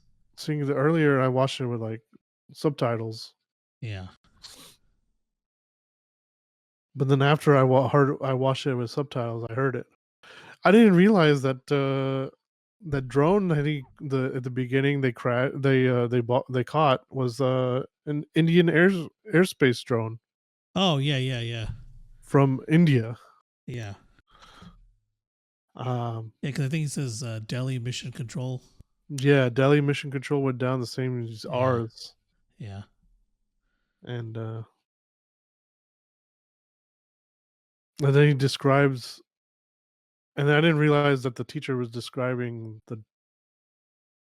talking about the plane and the when he finally got to Oh, the yeah. He story, says like Asian fighter pilot store or whatever. Asia fighter plane story. Yeah. Yeah, it's like Yeah. no, Fighter it's plane store. Yeah. he's like, "Oh, it's a Indian airspace drone." Or no, it was a drone Surveillance. Yeah. Surveillance drone. with outstanding solar cells. And then he Yeah. mentions it's Indian. Yeah. And I mean, I didn't it says it so fast, I don't really catch it the first time. Uh I don't think the movie had pulled me in that at that point yet. Or no, they may have. Actually, the cornfield scene probably may have. Yeah, Yeah. I think I was just in awe when I saw. Um, I think I Yeah, might that have met. cornfield, that scene itself is crazy. Them just driving Yeah, through the cornfields. yeah. I don't know if did I mention this before? So when Nolan was filming it, he bought all that corn Yeah. for the movie. Yeah, it's crazy. It was easier to drive through an entire cornfield than just to make a set. Yeah. So he used it for the movie, and they he sold it for a profit afterwards, which is Yeah. crazy. Yeah. So I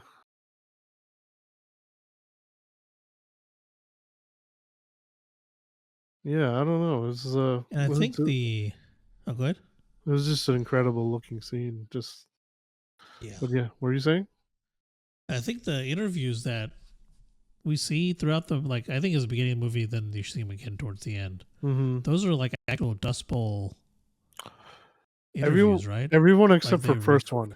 Yeah, yeah. Because the first one's The first one is Murph. supposed to be Murph. Yeah. Sorry for anybody who's not seen this yet, but Yeah. Yeah. First you're one's supposed to be Murph.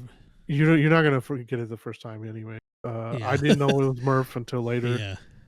Um, I didn't. Yeah. I think I caught that my second go around when she says that. I was like, oh, okay. I didn't Or catch that much. maybe it was the first. No, It I was think definitely so. was the first. I think I was watching somebody else, watching it with somebody else, and they said it was like, I was That like, was Murph. oh, that makes Yeah. sense. And then the thing that also I didn't understand was blight. So I didn't understand why everything was dying. I didn't even like they say it so fast you can't tell what they're saying sometimes. Yeah.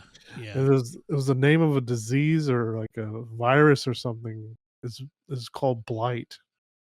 That's what's killing all our crops and stuff. Yeah. So plant disease. Yeah. I don't know if you noticed details. I noticed the details this last time when Murph is having dinner with uh their family, his brother or brother's family.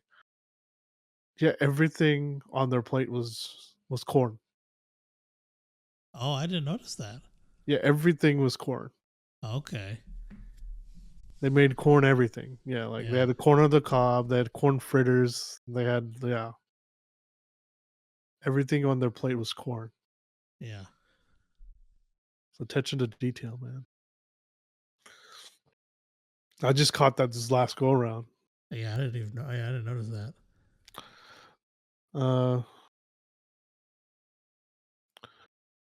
What else about Interstellar? Yeah, the quietness of space, bro. Oh yeah, that was crazy. Yeah. It's just nothing. Like I can understand how Romley's feeling. It was just millimeters of Yeah. aluminum and then just nothing for millions of miles. Yeah, that could definitely get to you. Yeah. I'm trying to think what else. There was little.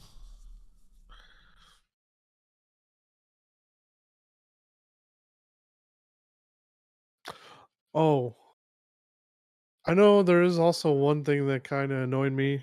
It didn't annoy me the first few times, but I saw other people talking about it. Doyle didn't need to die. Oh yeah. I thought that was stupid. Yeah. So Doyle's just chilling outside the plane. Yeah, that annoys me. Every time I was like, man, just get in the fucking thing. Like, what are you gonna do out there? Yeah. Right? Tars has got her. He'd be fine. Just get into Case. the fucking. Oh yeah, it was Case. He was Case. Sorry, Case. Yeah. It's like Case has got her. Just get to the thing. Sorry, I had to be. Actually, it was Case. Yeah, because he left Tars up there. Yeah, it's like he definitely had to stay behind. Yeah. The other annoying thing that annoyed the shit out of well, just Brand actually, just trying to get her data. It's like, oh yeah, that too. That whole scene was just like, come on. It's like, bitch, this freaking. I was like, wave is coming. Yeah, whenever he goes, hey, we're at a swell. She doesn't look up till she falls over. Yeah. Like if someone's like, hey, there's a wave coming. Like my first instinct would just be to look up and be like, oh shit, and then just go back to the ship. It's like, why do you want their data? She's obviously not here. Yeah. Yeah, that whole scene annoys me every time. I was like, go just look up like 5 seconds before and you'll see this gigantic wave. Yeah. And I mean, even after, like, you know, she says, oh, the mountains are in the distance. And then Coop goes, those aren't mountains, those are waves. Yeah. And then when he says, hey, there's another wave coming, I would be like, oh shit. I just mistake this one wave for a mountain and there's another one coming. Like, I don't know. Yeah, no, like, yeah, so that was a wave that's moving away. Yeah. And then I think Cooper realizes, like, it looks like it's going away. It's like, oh, let me check from behind. Yeah. And he sees that.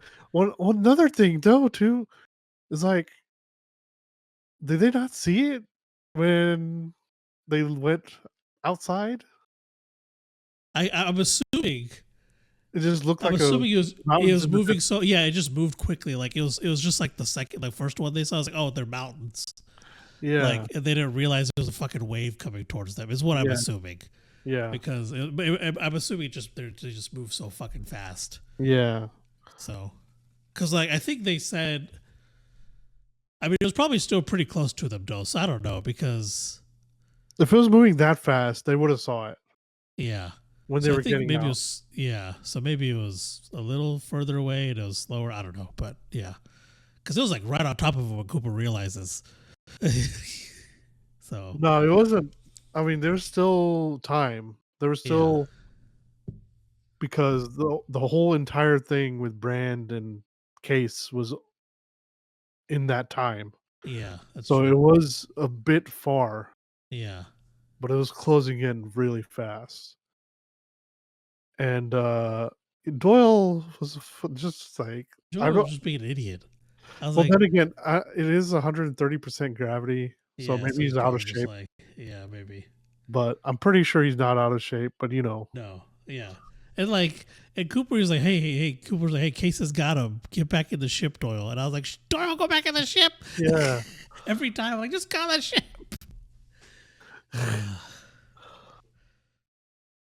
And I don't know if anybody I'm knows. assuming it was made to like realize. I don't know. I feel like maybe they could have done it without it, like to make Brand understand how dangerous the whole thing is. But I don't know. I feel like Yeah, they could have still. I'm I, assuming I that's why he did it. I understand people are street smart and Yeah, book smart. yeah, Some people that are more book smart are not at all street smart. yeah, So simple things to certain people are like harder for book smart to people to yeah, understand. yeah. Uh, they're just scientists, so like they're Mm. probably focusing on other things and things like Yeah, that. But like, like getting the data yeah, like that, like stuff like that. but like, you saw the wreckage.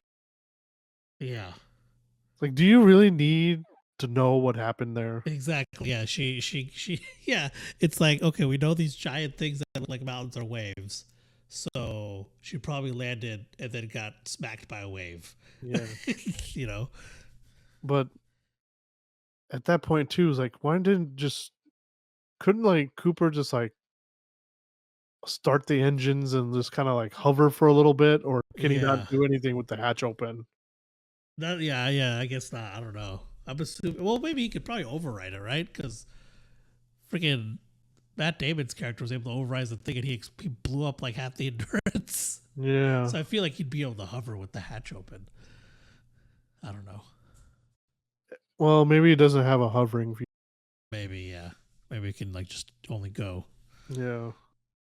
Watch too many sci-fi movies. Yeah. I don't know that whole scene. Yeah, that whole scene also annoys me every time I watch it. I'm like, oh god. So so the so when you see the water or when they get out, you hear this ticking Yeah. Oh yeah, the ticking. Yeah. of the soundtrack, Mm. which is supposed to be 1 month going by with each Yeah. tick Yeah. 1 month on Earth, right? on Earth. Yeah. Yeah. So yeah, the ticking was intentional. It's not part Yeah. of it's just part of the soundtrack for no reason. Oops. Just like the soundtrack in Inception is there's a reason for it, the way it sounds.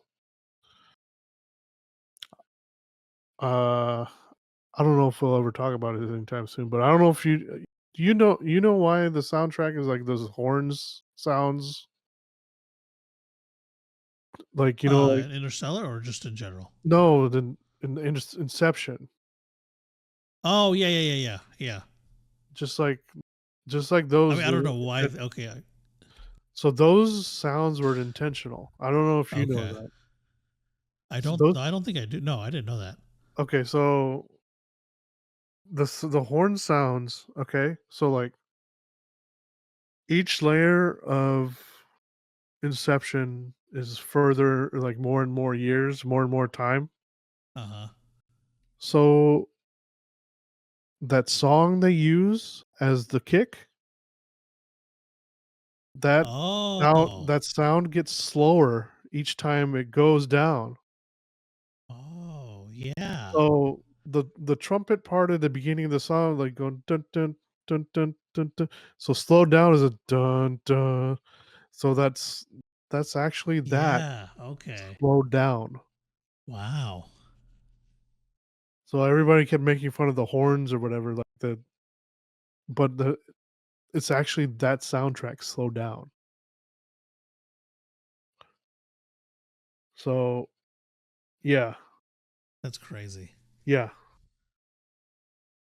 You don't really hear they don't really include any of the voice stuff because it's only the percussion or those the wind instruments. Mm-hmm.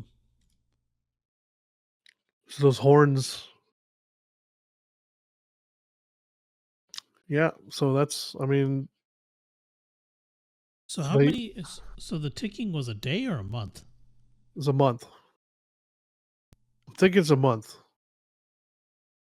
Because by that, if it's a day, it'd be a lot faster. Because that was 23 years they were stuck out there. Because I thought it was a day. Each tick was a day. No, that would have been over. I mean, several thousand days. So it wouldn't have been ticking that much. It'd be. I'm pretty sure it was a month. I guess we can look that up.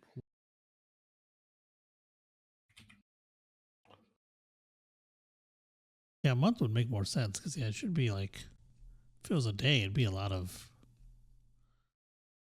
like you said, a lot of ticking.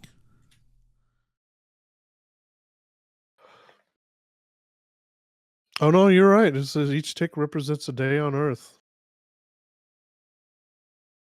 That doesn't make sense. That's too many days. Okay, so how often does it say how often it ticks? Every 1.25 seconds.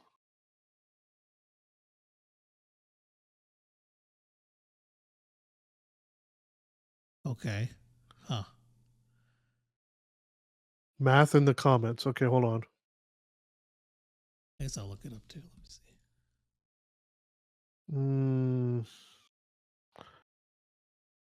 Oh, I think, are you on the Reddit one?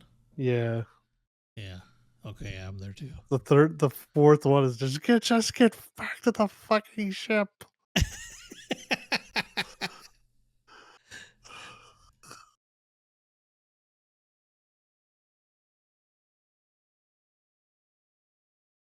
a lot of Murph ones too.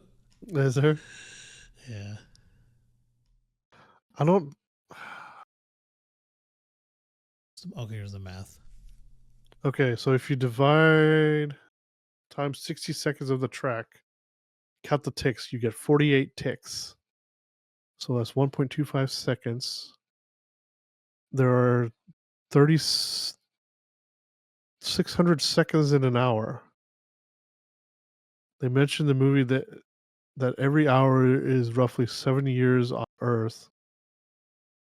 So 7 years is roughly 221 million seconds. You divide 221 million by 3,600, you get roughly 61,000 or 61. Yeah, 61,400 seconds. So this is 1,000 or point? It's a comma. It's a comma. So 61,400 seconds. Okay. Pass on Earth for every second spent on water planet. Multiply 61,400 by 1.25. You get 77,000 seconds or 21 hours. Thus, each tick is a whole day passing on Earth. So you make the assumption that each tick exactly one Earth day. 86,400 Earth seconds. Then an hour correlates to 7.2 or 88 years on Earth. The extra 0.88 could be rounding errors by the crew. As an extra tidbit, a time dilation factor of 61,320 gives us a tick interval of 1.409 seconds. And then the tick of the interval of 1.25 seconds gives a time dilation of 69,120. What the hell?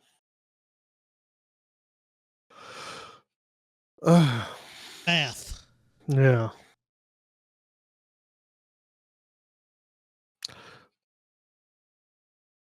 Dang. Huh? I said dang. Oh.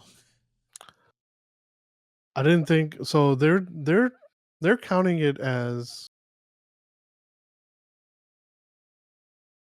their time, not our time.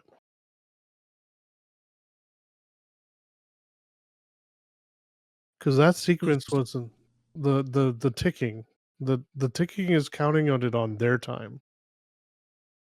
Oh, on the Miller's planet. On Miller's planet. Yeah.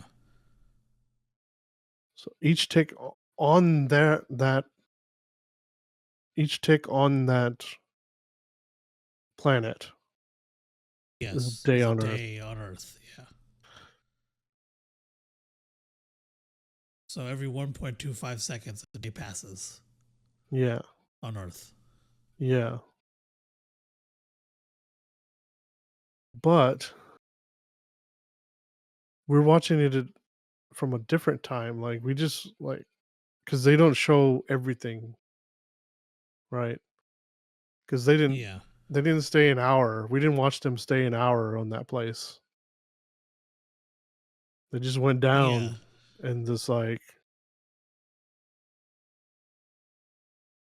they end up staying roughly 3, but they don't show that. Right? No. Yeah, because it's like because whatever they're doing happens, and then Case says it's going to be 45 to an hour for the engines to drain. Yeah. So. But the way they had the conversation made it look like it was only like 10 minutes. Yeah.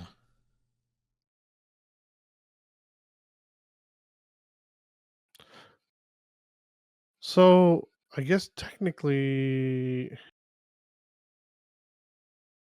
so if you said 45 to an hour, so around every 40 minutes is maybe each swell. Yeah, so it seems like. Yeah, because they weren't fully. Because then Case said another minute or 2. Yeah, it was almost 40. Yeah. If we're going by the minimum time. Yeah, probably around every 40 minutes. But it could have been an hour. Yeah. And maybe you just needed an actual hour to drain. Maybe it's every hour that wave happens. Mm-hmm.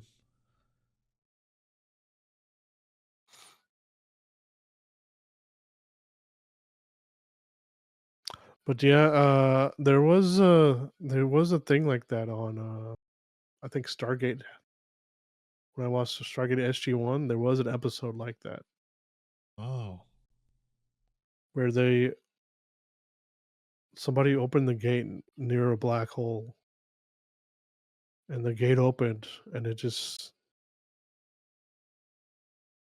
like it showed they read their signal, but like it couldn't they couldn't actually communicate with them. Oh wow.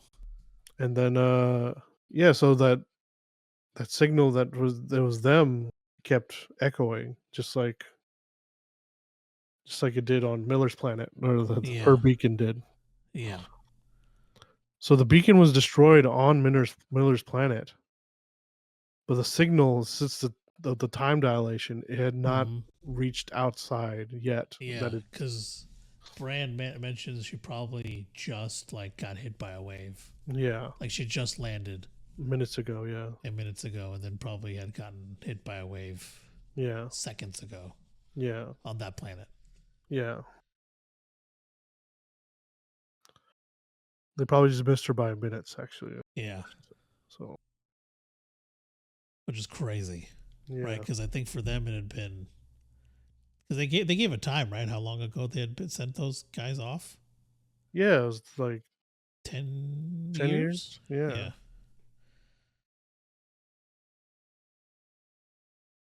Was it 10 years? I thought it was. I think you might be right. So did they have 10 years worth of food and supplies?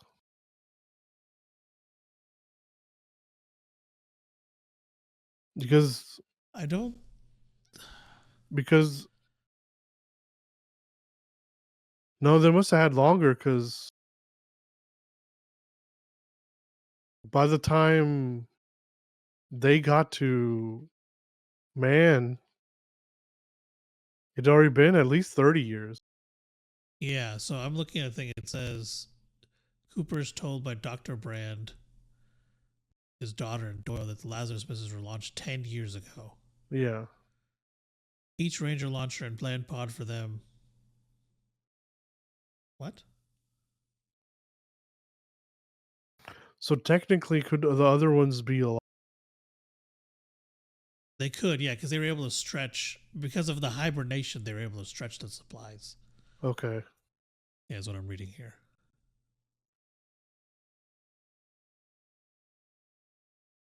Yeah, but man was basically out. Yeah.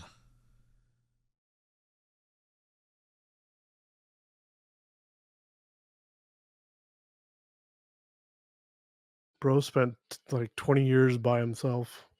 Yeah.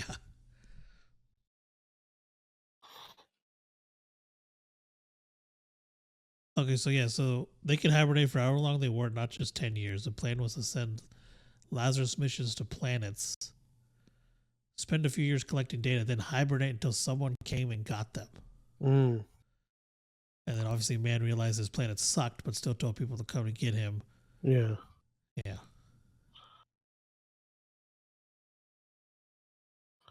And then he had slippage too on his planet. Okay. Because his was close. It was close to Gargantua, but not as close as Miller's planet. Yeah. There's some slippage. Okay.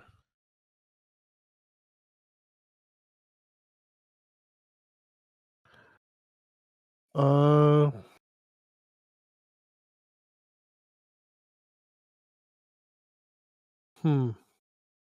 Yeah, so there's slippage, but they never say how much for man's planet. So I wonder where. So I wonder how far they went. The other ones, because that one was like. So, I think so. If I remember correctly, they just had. So did every. So I guess everyone went through the. Each planet had one. Yeah, each planet had one astronaut. And there were 12. Yeah. So, okay, so they all 12 were in that same galaxy, right? Yes. Or solar system. Yes, galaxy. Or cluster or whatever it is. Yeah. So they all went through the wormhole and ended up in the same spot, right? Yeah. I'm assuming. Okay. I was a little confused on that. I couldn't remember. Yeah, because then she goes, yeah, so. And then it's like, why are we choosing the 3 that are closest to this fucking black hole? Yeah. Edmonds is the furthest away from the black hole. Yeah. So that one makes sense on why he doesn't have the slippage there, and like, so he lasted there a long time. He was probably like, even if she saw him again, she probably would have been like, he probably would have been like 30 years older than him. Her. Oh no. Okay, no, it would be less slippage there. So no, he would be right? Yeah, he would be. Yeah, he'd probably closer to. She would be older than him. Yeah. Okay, that's right. Okay, no, I'm wrong. Because she was only gone for a few hours. Yeah, like, she would be older than him because she was on Miller's planet. Yeah. Yeah.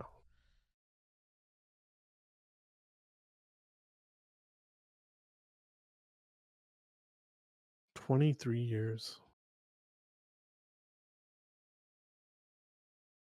It was like 23 years, 7 months, 4 days, or something like that.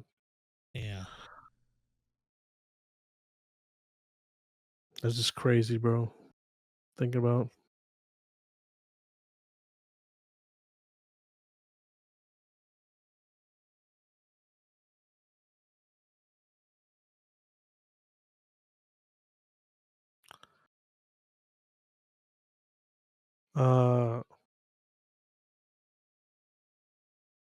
Okay, so never mind. I misread. So Mans and Edmonds did not really have any time slippage. They didn't have any time slippage. Okay. Mans was kind of negligible, is what it's saying here. Okay. He was closer to Gargantua than Edmonds was. Yeah, he just wasn't. But it wasn't that. It was close enough to affect the time or anything like that. And I think that's still the argument that Cooper tried to use. Was that, well, Edmonds the furthest, or no, or was it? Brand tried to No, use. Brand used it. Brand uses. Hey, it's the furthest from the black hole, so they probably has the most possibility of having Life on it. Yeah. life. But they were already close to man's planet, and they were slow on supplies because they didn't think they took too long on Miller's planet. Yeah. What? But honestly, why the fuck they did go to Miller's planet? Yeah, honestly, I would have been like, fuck that place. Like, it's way too close to a black hole. Yeah. Like, why would we sit on there? We're just gonna get sucked Honestly, in eventually. okay. So if anything, if they had to go there, Yeah. just no stupidity. It's like, yeah, exactly. Yeah, and that's exactly what I think Cooper tries to convey. Yeah, we gotta go in and out, and that is not what happens. No. It's like, bro.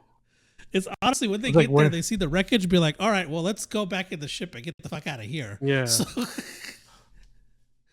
obviously not here.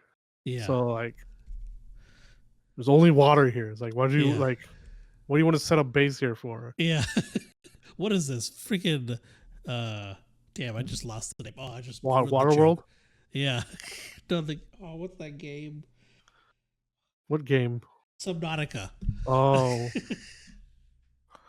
Obviously not, because it's only like 3 feet. Standing. Yeah, it's not deep enough. You know, I think it's a real place they filmed that at. The Miller's Planet? Yeah. Oh, yeah. Well, they didn't actually go to Miller's Planet, but the place here. It's a location. Yeah, an actual location.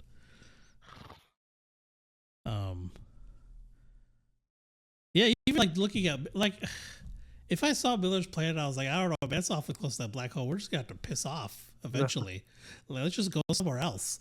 Like, well, I mean, they were getting the thumbs up. Yeah, so I guess that's why they went. Yeah, it's like, but like when we got there, and then it's like, hey, this is all wreckage. Yeah, let's leave. Then, yeah. Yeah, I don't know why they stayed there. Where's the beacon? Like, oh, the beacon's right here. It's like, where's Miller? Yeah. Miller's nowhere to be found. It's just water. It's like, all right, let's go. Yeah, let's get out of here. And it would have been only 7 years.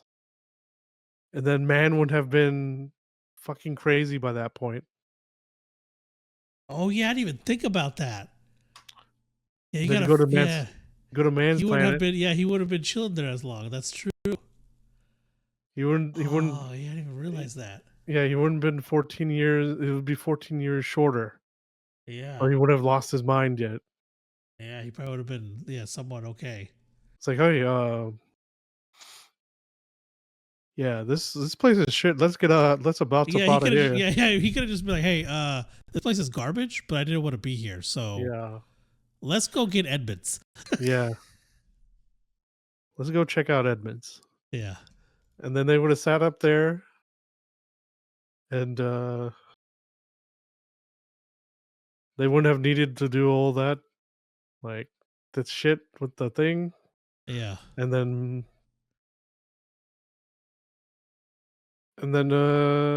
yeah, he would have just went back. Or no, but the only thing is the gravity wouldn't have been solved though.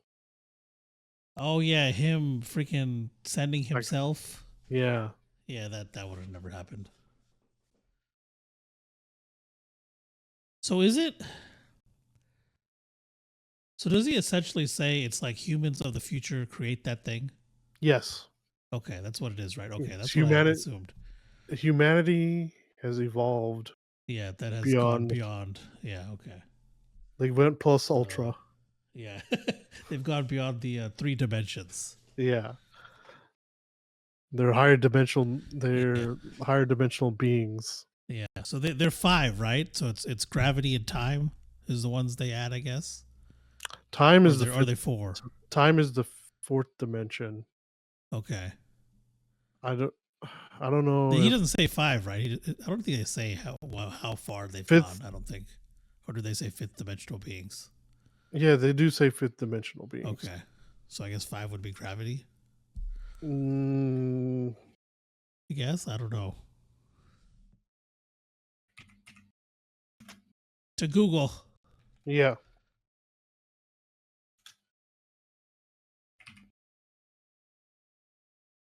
So there's 3 spatial dimensions and 1 time dimension.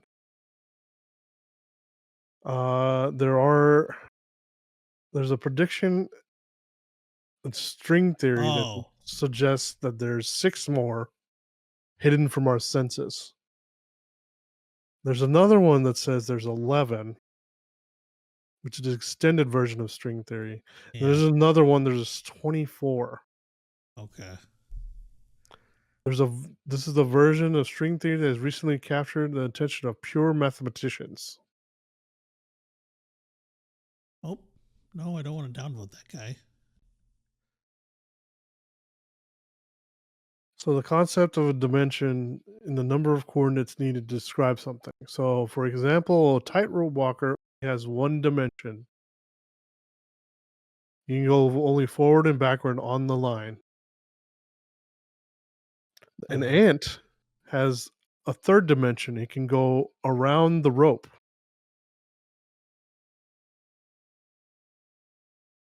So he's got 2 dimensions.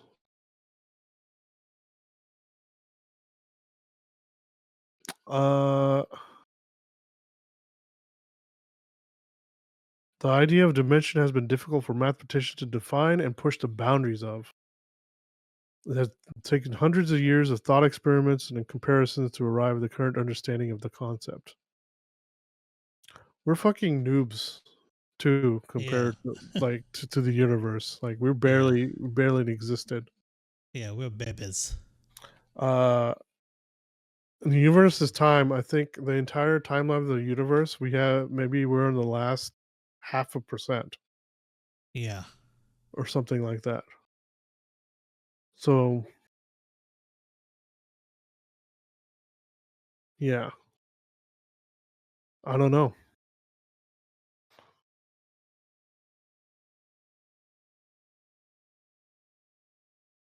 And then, there has to be a way for us to go across mass distances. You see, okay, so wait. So for us to travel the stars, we have to either be able to create wormholes Mm-hmm. or become immortal. Yes. Yeah. That way, then that's the only way we can travel to other stars. Mm-hmm. The ships would take, I mean, however long it takes. You can't go past light speed theoretically. Yeah. With current knowledge of what we know of the universe, we can't go past the speed of light. So even traveling at near the speed of light, it would still take us 4 years to get our nearest star. Yeah. Because the nearest star is 4 light years away. Mm-hmm. But even then, That's traveling at the speed of light, which we haven't figured that. We haven't figured out how to send people at the speed of light. So yeah, I no, guess yeah. there's theories and stuff, but we haven't been able to put a physical object that's fast yet. Yeah. Uh, but even then, when you're going the speed of light, time is relative, right? So time Mm-hmm. is slows down for you, Yeah. and by the time you get out there, it's been however many years it's been. Yeah. So you spend 4 years at the speed of light. You want?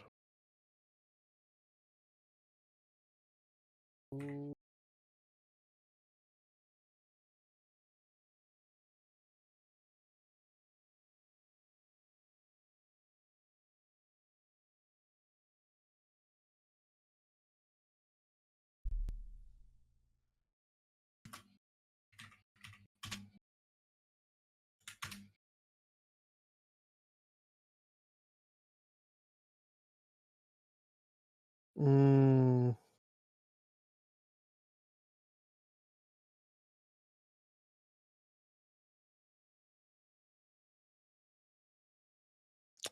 I don't want to know.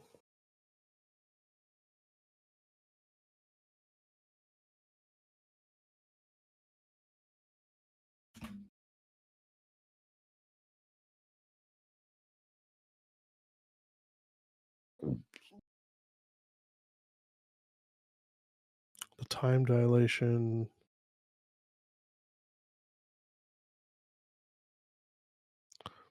Okay, thanks. Thanks, Google. It gives me the dilation, like the traveling the speed of light for 4 years. The time dilation occurs. To get how to solve. Yeah. And then the solution. If you were to travel the speed of light for 4 years, an infinite amount of time would pass on Earth. It's like, cool, thanks. That's what I wanted to know. Awesome. Okay. Time dilation factor.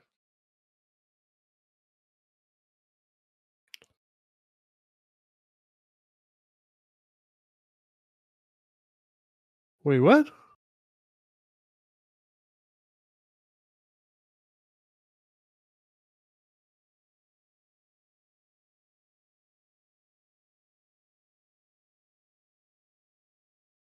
This guy. Are you dum dum? What happened? Okay, so if you travel close to the speed of light, it says the time dilation. So he said 4 years are experienced in approximately 65 days. That doesn't make sense. What? Yeah.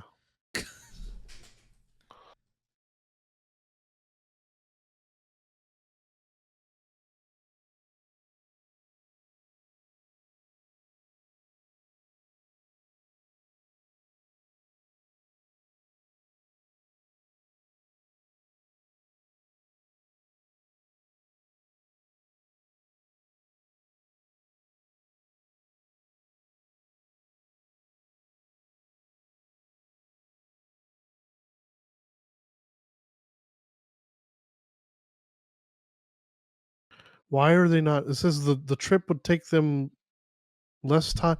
That does not make. You can't go faster than the fucking speed of light. What the fuck are you doing?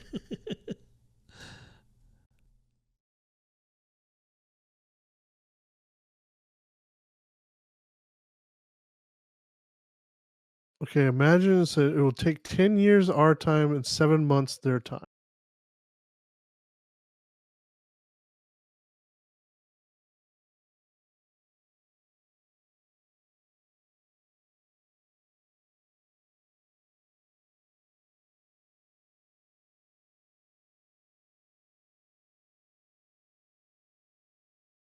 Huh.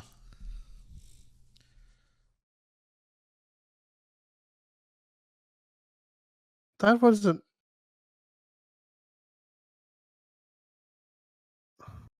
That. Oh my god. Are these fucking people stupid? They didn't understand the question.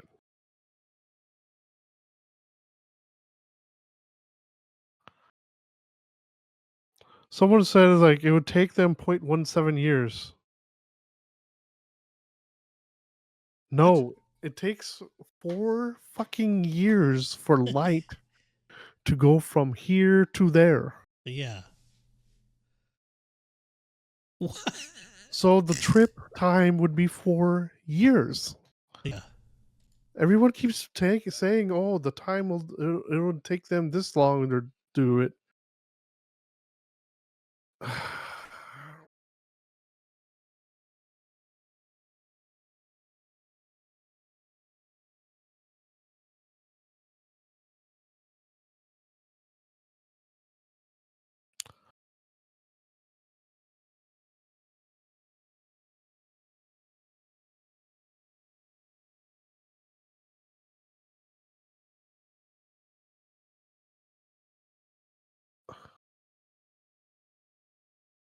What?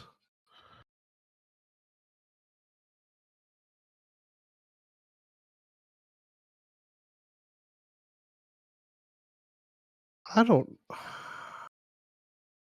Yeah, even people in this Reddit are getting confused.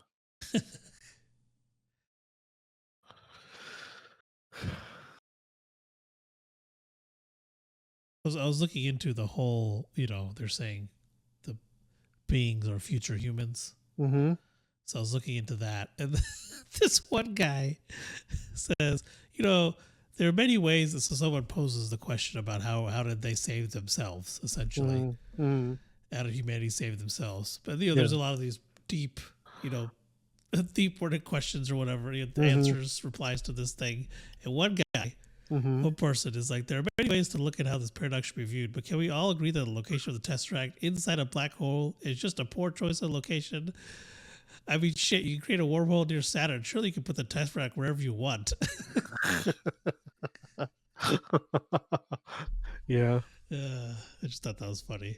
So maybe that was the only place they could place it. Yeah, maybe that he does. He further on he goes on. He's like, well, maybe like I guess he got to edit it. He's like, yeah, I guess maybe it's like the they could have put location it somewhere else because of the way Tesseract is. Yeah, like what it does. So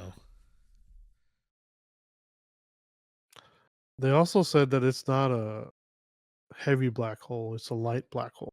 Yeah. So it's not as black holey. I guess. Yeah. it would be the term. Yeah, it's not as black holey. Yes. It's not as like. It's the gravity isn't as strong in there. Yeah, that's what I used to say. Because if it was realistic, he's pretty much getting squeezed into spaghetti. Yeah. Until the end of time. Yeah, pretty much. Yeah. But that's just theory, anyway. Did you hear about this other theory? Well, I'm gonna blow your fucking mind here. I don't know if I told you this.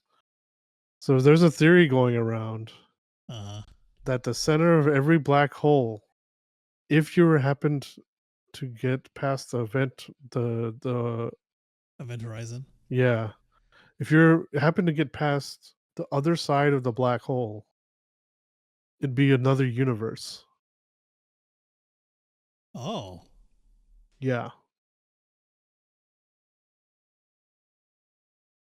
Huh. Think of how many black holes we. Yeah. I mean, nobody has like someone else. I don't know where this came from. I heard this on one of deGrasse Tyson's guests on Star Talk. So yeah. So there's a multiverse theory thinking that every black hole is a there's another universe on the other side. Yeah. Huh. Yeah. That's interesting. Yeah. That's one word for it. Yeah. I don't know what else would be. Yeah, I don't know what else we would call it. I will say I did as a kid growing up learning about this stuff. I thought black holes, not so much black holes, quicksand for sure. Quicksand and black holes would be a bigger problem in my life. But turns out no. Yeah. Why black holes? I think because we actually, like, when I was going to school, we talked about them a lot in class. Like, what? Huh. So I think it was just, the curriculum they were teaching at the time. So I figured they were, I guess I was probably also me not fully paying attention to what was being taught. I just assumed they were like everywhere when I was a kid. So I was like, oh, maybe one day we'll get sucked up by one. That's terrifying. Yeah. So as a kid, I don't think I realized, like, I didn't fully understand black holes, I suppose. So I just assumed they could just pop up and like suck up the earth and then we'd all die. So I probably didn't think about it very often because I was a child, right? Like it was probably like during the time we were getting taught about a black hole that I kind of just fucking forgot about it. And then, next time it happened, it's one of those things. But we have anything else we want to talk about on Interstellar? Kind of went into more science stuff, but that's okay. Yeah. It's interesting. I mean, I have several rabbit holes that I'm going to go down after we are done recording. Oh, I'm not. I'm doing the opposite. I'm turning my fucking brain off. Like I am done. Yeah. Like freaking I was just about to say is like, well, I guess it's not any more rational than being afraid of being eaten by dinosaurs because Oh yeah. that was my fear growing Yeah. up because of Jurassic Park. But Yeah.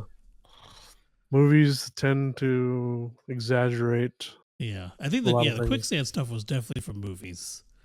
The black holes was from, I think, because I just didn't understand. Uh, I Like, th- I don't know if it was from movies for me or quicksand. I did fear quicksand as well, yeah. but I don't know if it was from movies or from cartoons. Oh yeah. Maybe like some kind of media. I think was what Yeah, triggered my quicksand fear. yeah. Yeah. I don't. Mm, I don't fully remember, but yeah, I think it was some kind of probably cartoons. yeah. Um, we didn't really talk about the movie. We just talked about Yeah. space stuff mostly. I mean, I guess that is the movie, but uh, So we never know what time it is. They oh yeah, never that's true. they never said what year it was. It's just a Mm-hmm. near future. Yeah, Uh, I don't know. yeah. They never really Yeah, they never say a year or anything like that. All the crafts seem possible with our current technology, Yeah, except for maybe the small lander. Yeah, I don't yeah, know if we have rocket boosters like that, but yeah, the ones on the Endurance and on the big one, the big yeah. lander, Those Underlanders. Yeah, I think those are possible. because those are big rocket Yeah, those big like the big rocket engine type.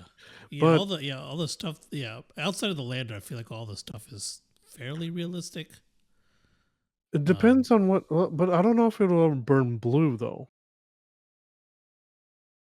yeah, I don't know about the color. Yeah. because it's all blue. Mm, Even the one on the small lander, yeah. the Ranger, The Ranger. Yeah. and the other one I can't remember what the other one was called. I And think I the think other the ones were called Landers, and the other yeah one, the smaller one, was a Ranger. yeah. What a weird design too, right? Yeah, You never think that like that would be look like a spaceship. yeah. It was an interesting design. It's like a reverse wing. Yeah, yeah. It is weird. Yeah, it's weird looking. Yeah, because he says Ranger 1 and Lander, or Ranger 1 and Lander 2 when they're doing the whole Oh, okay, yeah. fly away from Gargantua thing. Yeah. And one of them's in the Ranger, one of them's in the Lander. Mm. Or that's what they got. You know, that's how they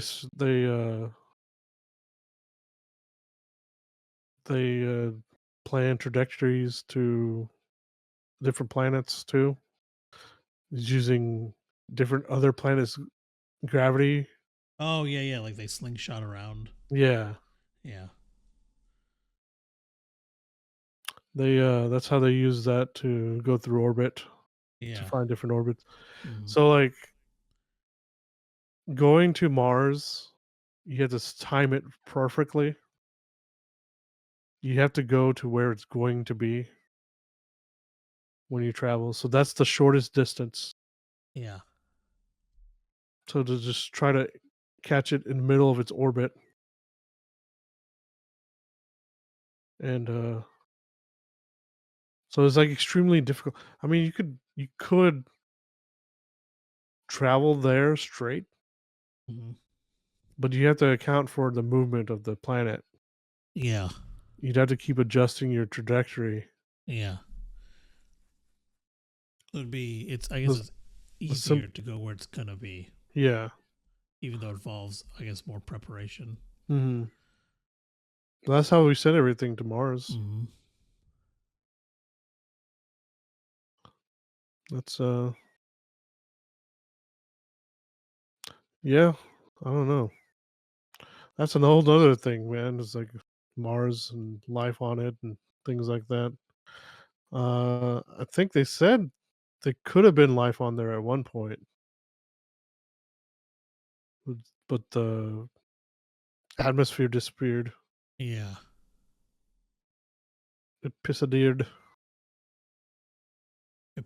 Pissadeered.